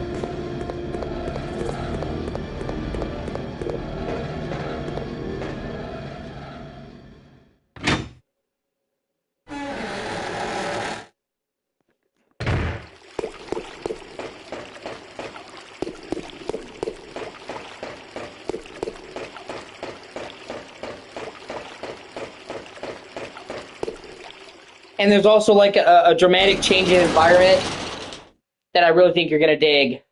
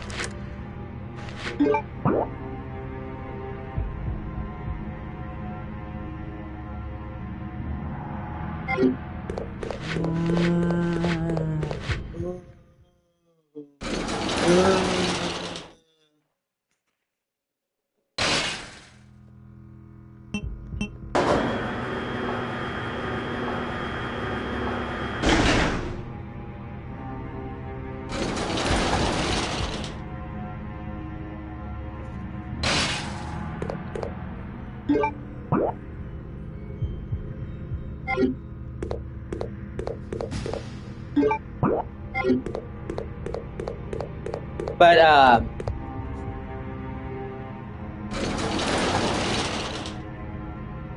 like I said, I would really love to see this remade.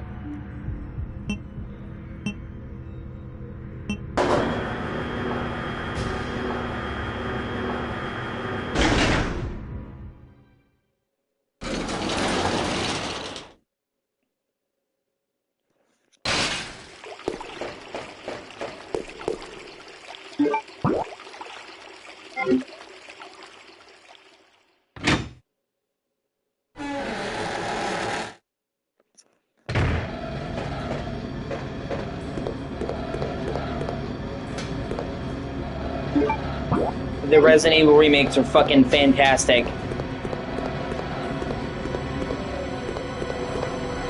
Keeping what was great about the original while updating it to modern standards. Like, Capcom has developed a reputation for making some of the best games around.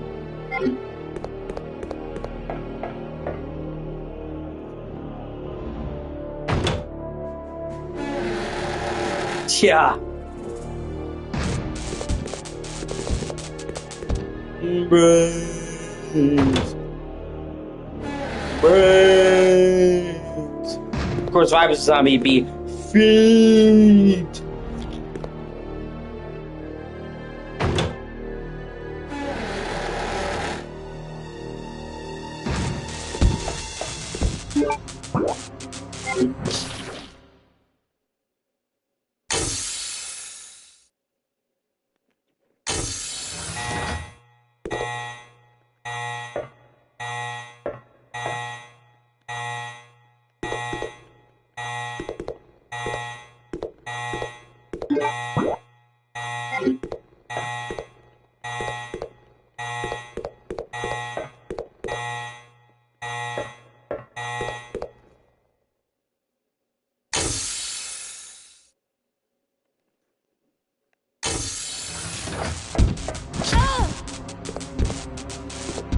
I'm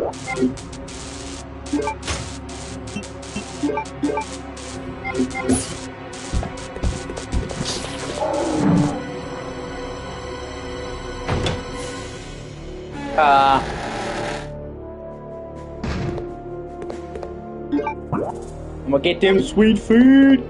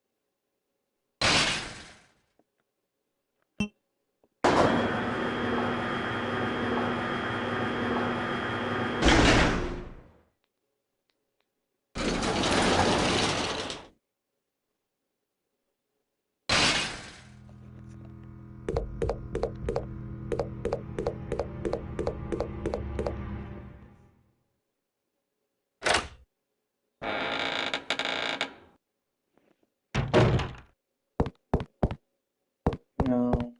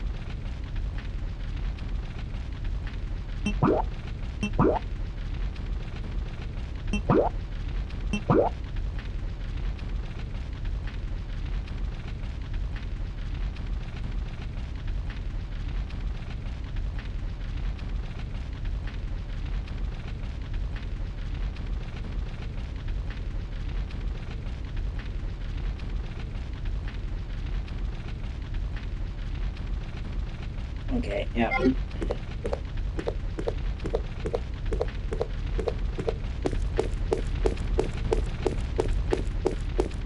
Oh.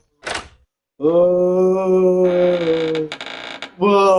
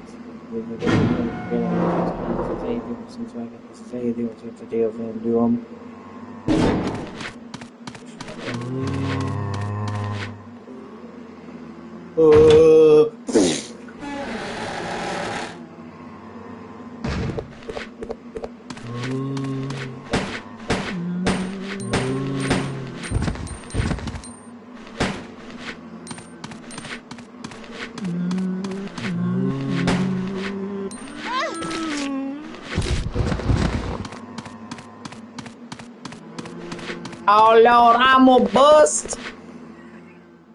I'm about to bust.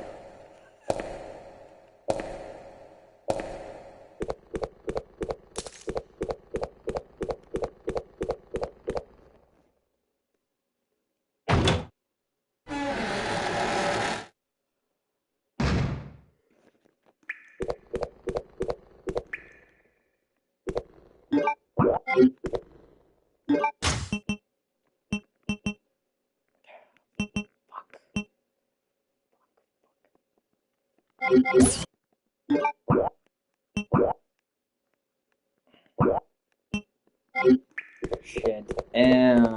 Fucking duck. I forgot to grab the fucking homeostatic medicine. Of course I did. Jesus. You know, well, shit happens.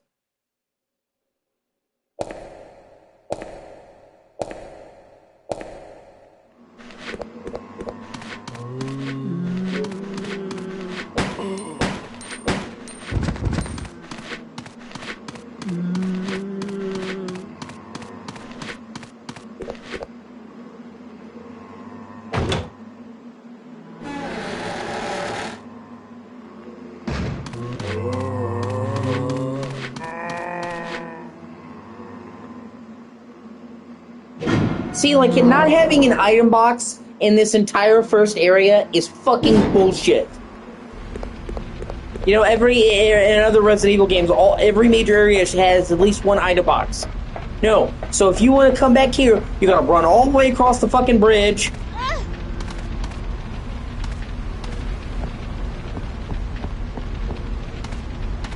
Gotta climb the crate, go up this. You see what I mean? Like, just shit like that, where it's just unbalanced. Where it's just more fucking tedious. The prison should have at least one fucking item box.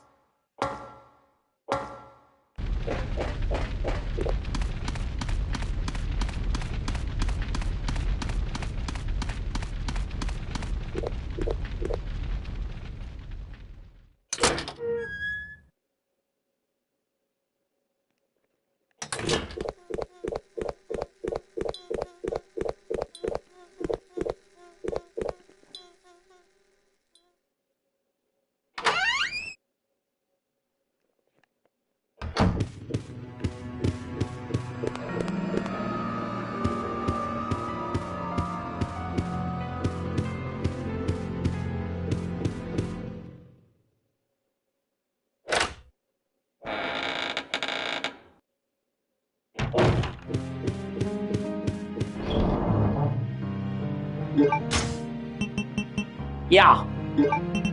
Yeah, exactly.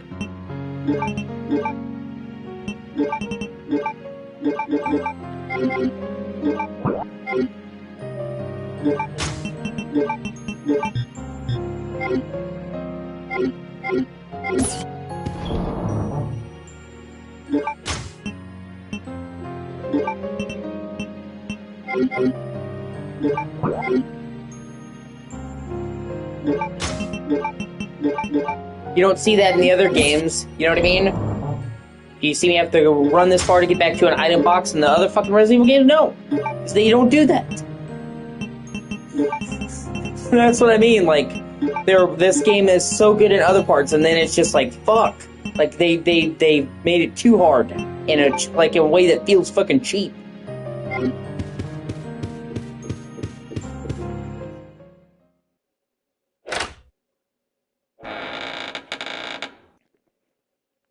Because they were like, hey, let's challenge like even Resident Evil veterans, but by doing that, they made an already super hard game series exponentially harder. Goddamn, give me Resident Evil getting deals and doing shit slick as mine. Goddamn, give me.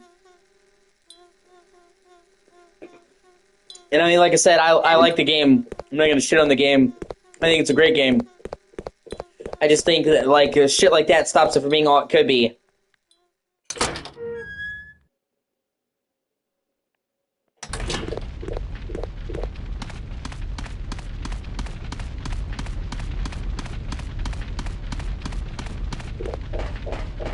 And a remake could fix all that.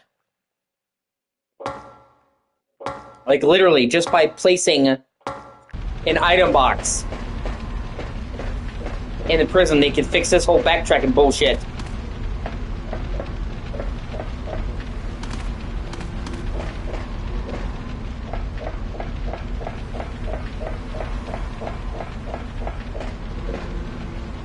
But yeah, I'm hoping to get to the one area I told you about. I'm almost there. I just wanted to get the shit with him done. Give him the medicine before I moved on. So I didn't accidentally fucking forget. You have a pretty generous window to give it to him, as long as you give it to him before you switch to Chris.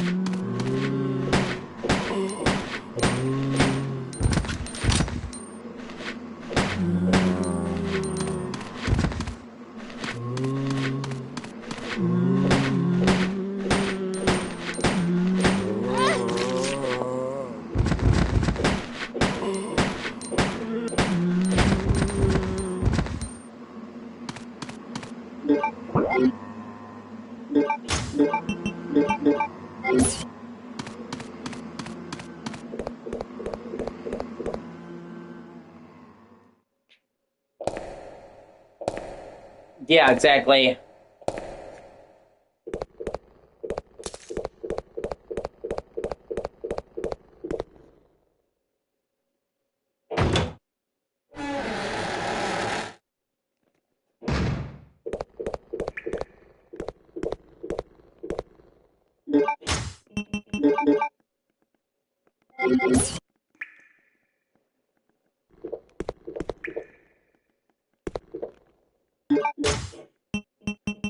Oh, come on. Fuck off. Oh my god. You need the fucking lighter. You need the...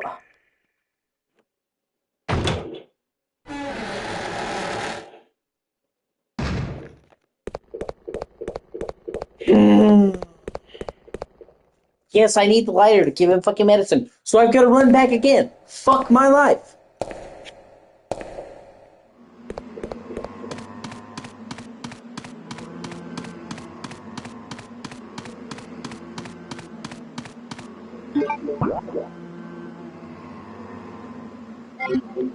Yeah, seriously, I forgot about that. My bad. Ugh.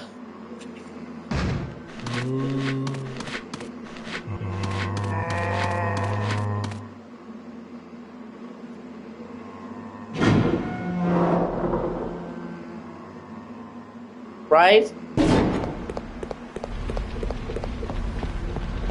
It's so dark that even though I can physically see him, I can't hand him a bottle of pills.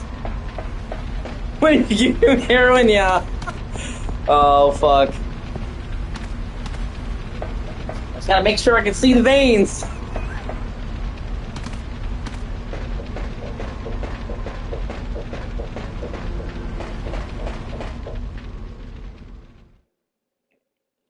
You're gonna have a fun night tonight.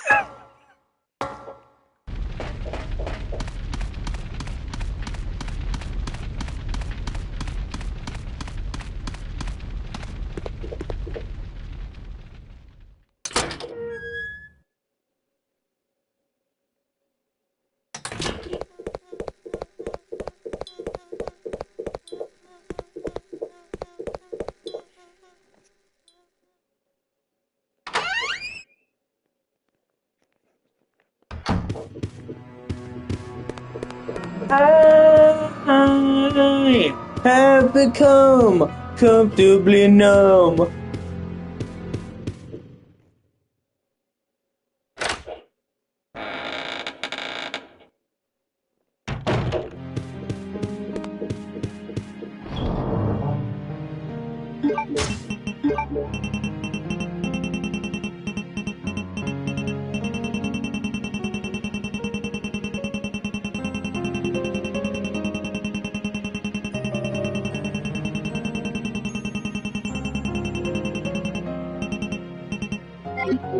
Oh, that's right. Fuck. I left it in the fucking metal detector. Fuck me.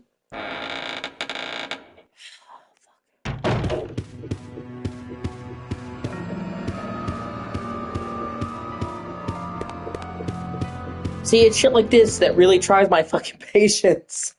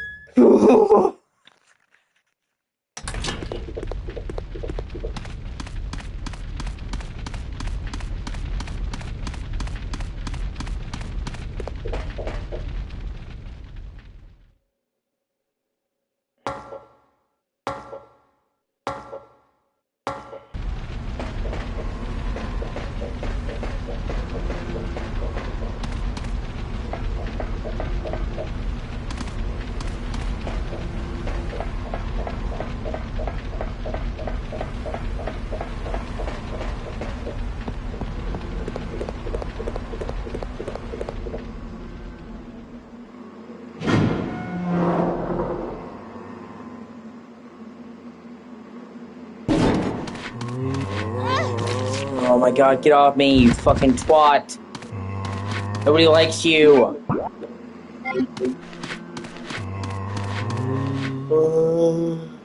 Like a little bitch.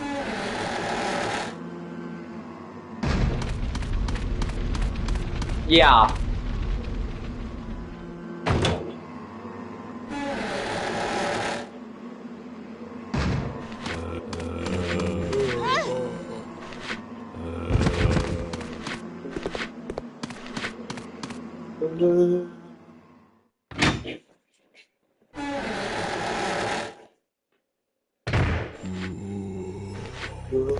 Please deposit any metallic items you have in the security box. Please deposit my nuts in your mouth.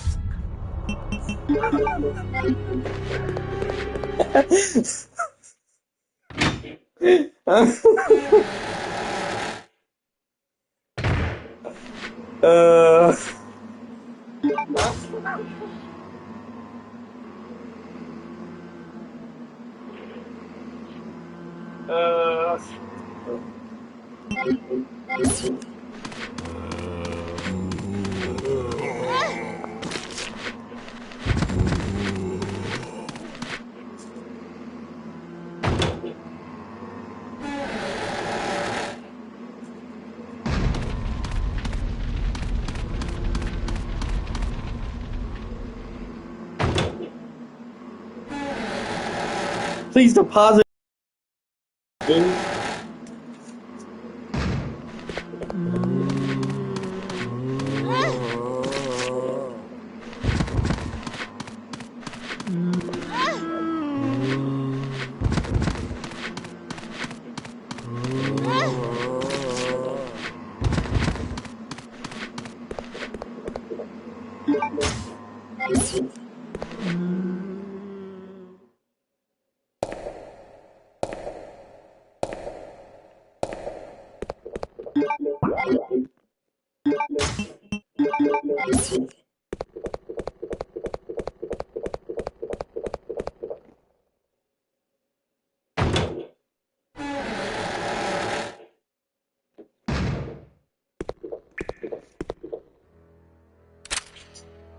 What are you doing here?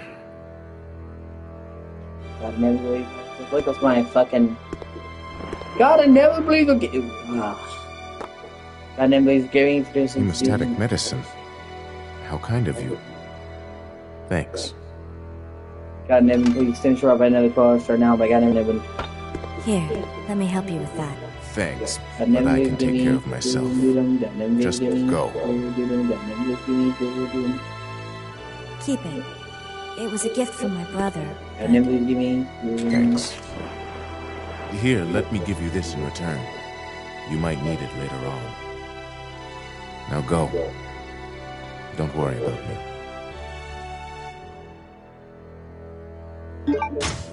Yeah, it gives you the lockpick.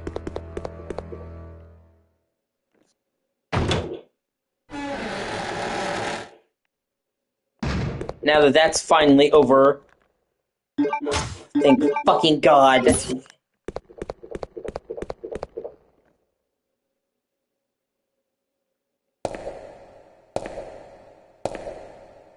I can finally show you what I wanted to fucking show you.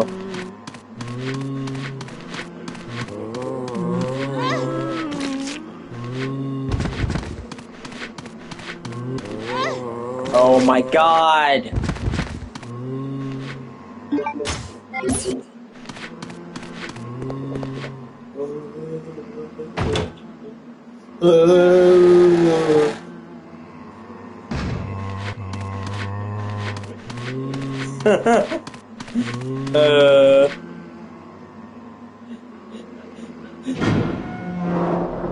That's some good shit.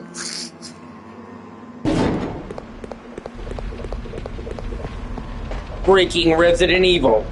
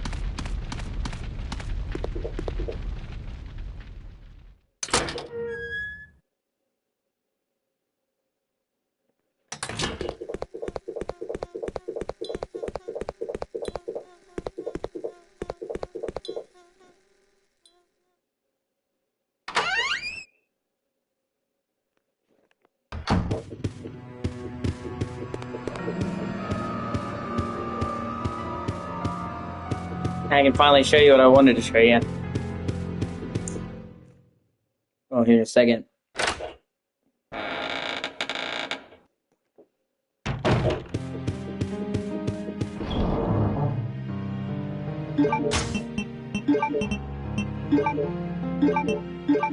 And I can open this case.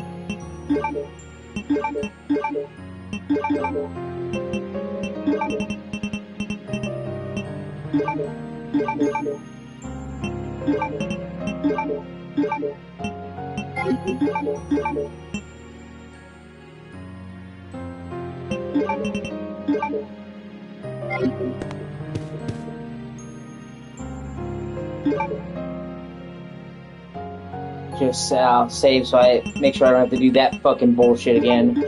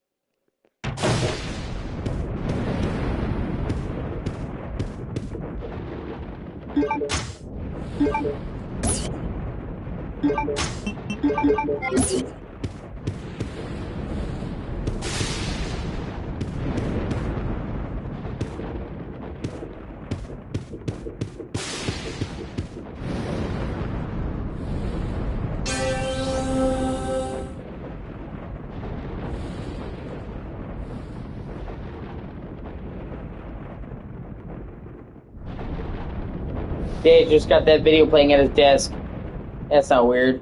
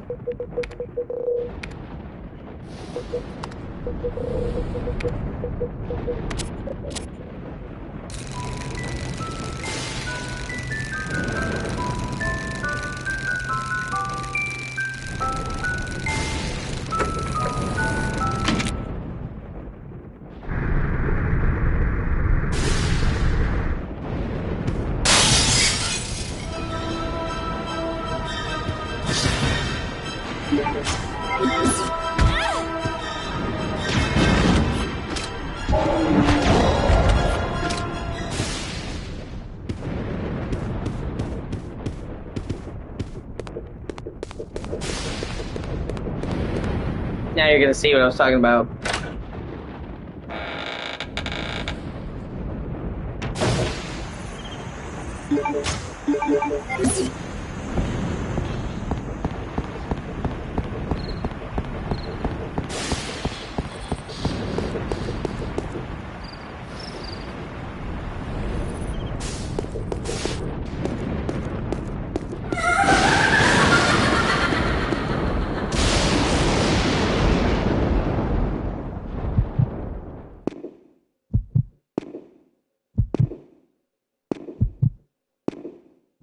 Bitch, you didn't think I was gonna fucking wind up in a castle.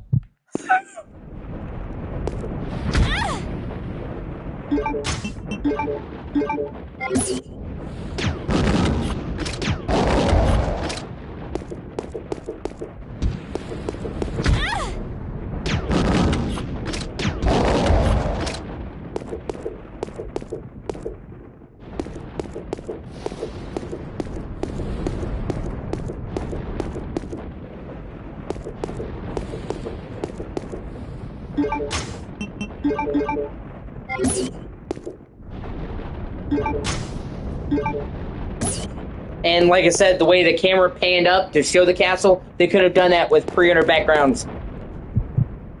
And like I said, the fucking lightning crashing, and it just like, after you've been in like these military industrial facilities, you don't see it coming. So like the first time I saw it, I was like, what the fuck? I mean, it was a cool thing.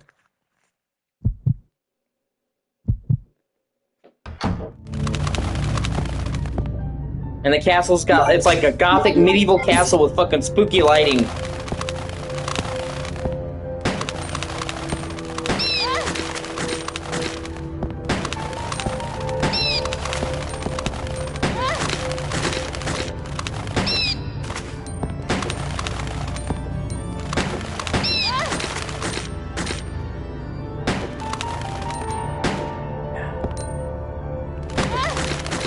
Really, bitch?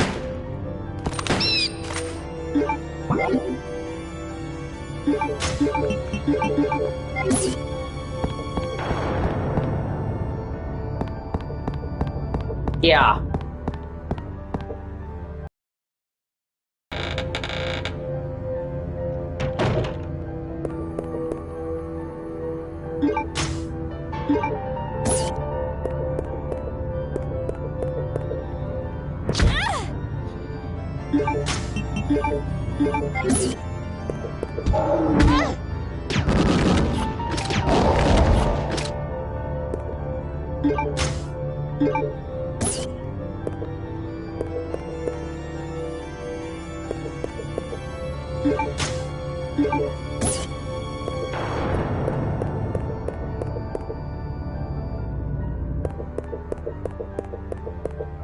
But no, when I think about this game, this is what I think about. Just the fucking lightning crashing and seeing the castle in the distance and coming in here. And I think it's super cool. And I don't think any Resident Evil game before or after did a massive environment shift like this. I was like, what the fuck? And it's just really cool. Gothic statues, fucking gargoyles, purple lighting, fucking like classical music.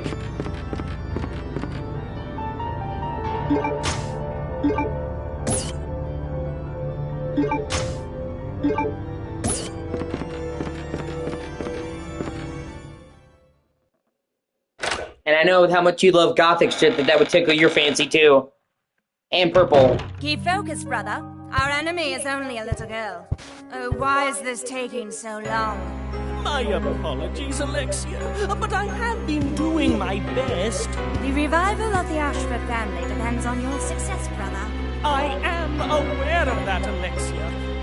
I will revive the family name myself and make you the master of the glorious Ashford family. Do not worry, brother. I will handle them both myself. Who is there? Is someone at the corridor?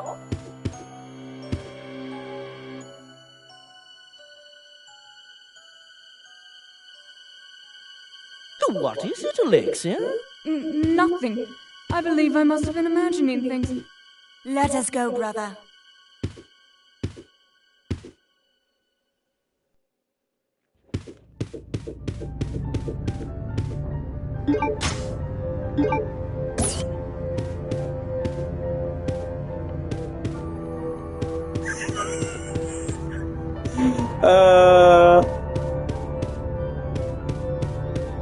Right?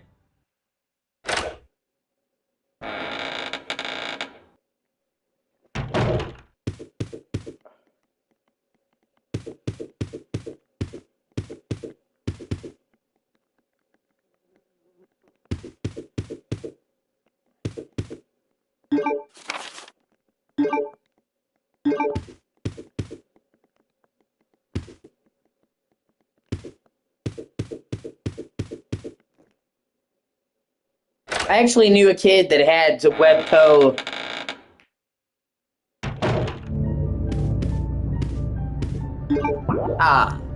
It wasn't because of inbreeding or whatever. It's just like a rare birth defect, and it was harmless. They were waiting until he was older to remove it because it was a surgery, and it was just like between one of his toes.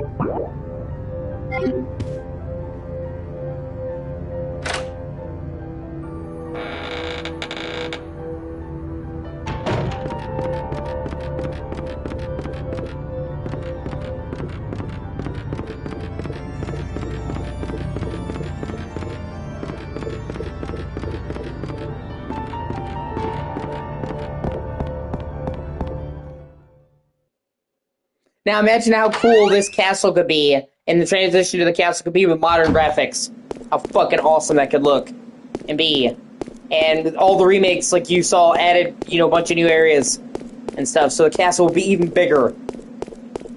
Like, imagine that, like, that, you know, just makes me salivate how fucking awesome that could be with modern graphics and gameplay.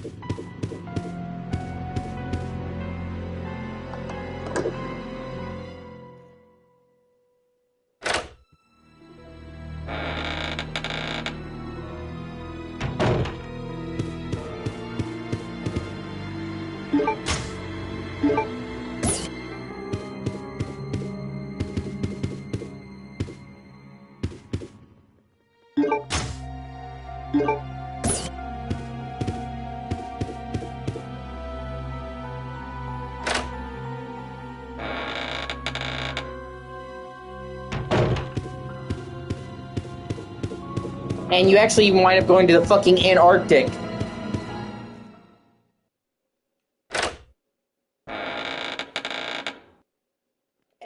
Which is another tonal shift. That's much later in the game, though.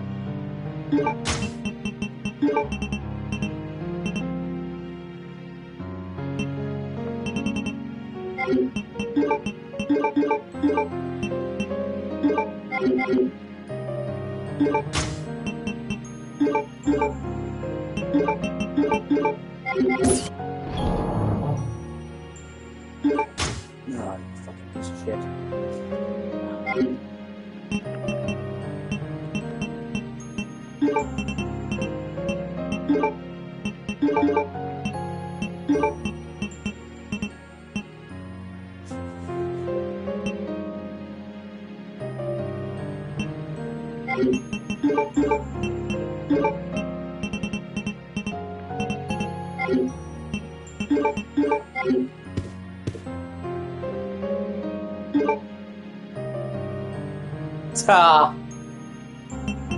No, you actually wind up boarding a plane to the Arctic. It's a whole fucking thing.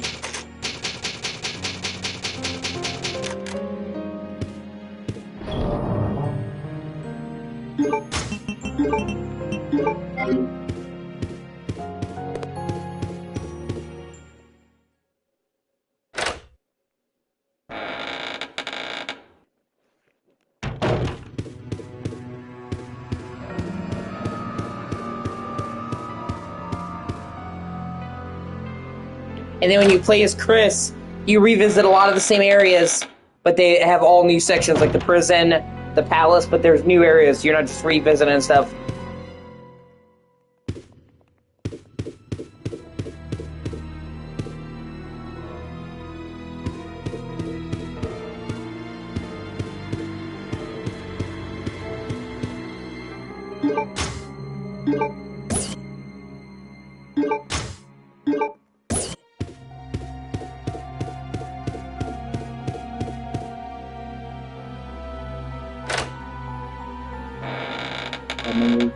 It's fucking ass.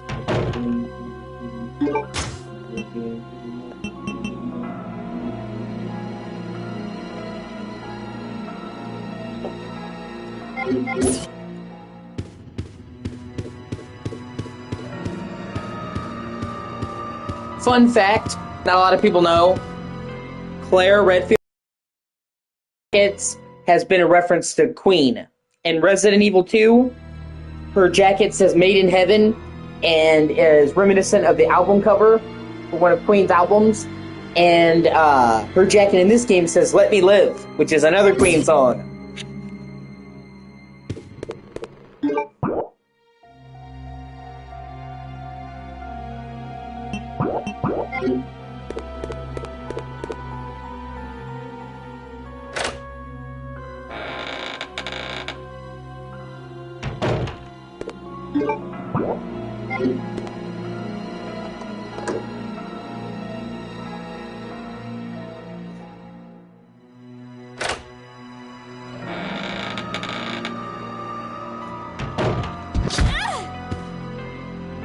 Oh my fucking piece of shit.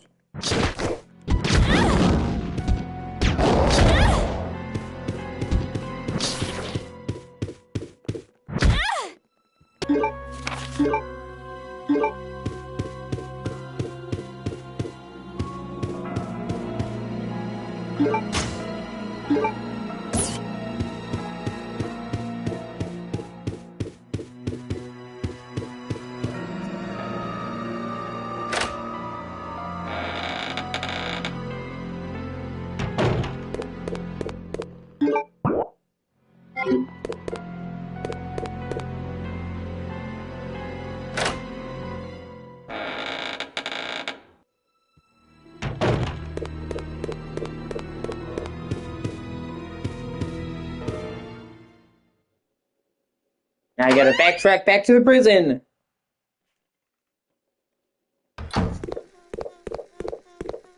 Although thankfully this time, you know, it's a one-way trip. I already got what I need.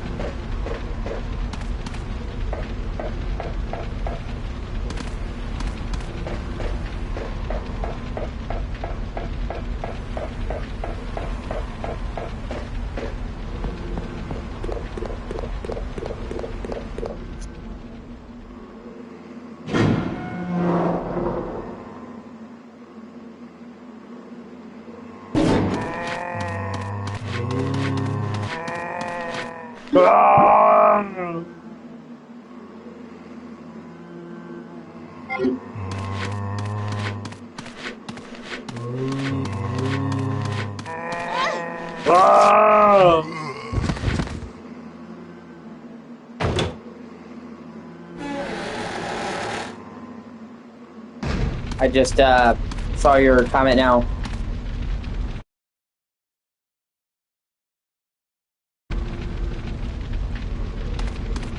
Sorry about that. I accidentally paused it for a second.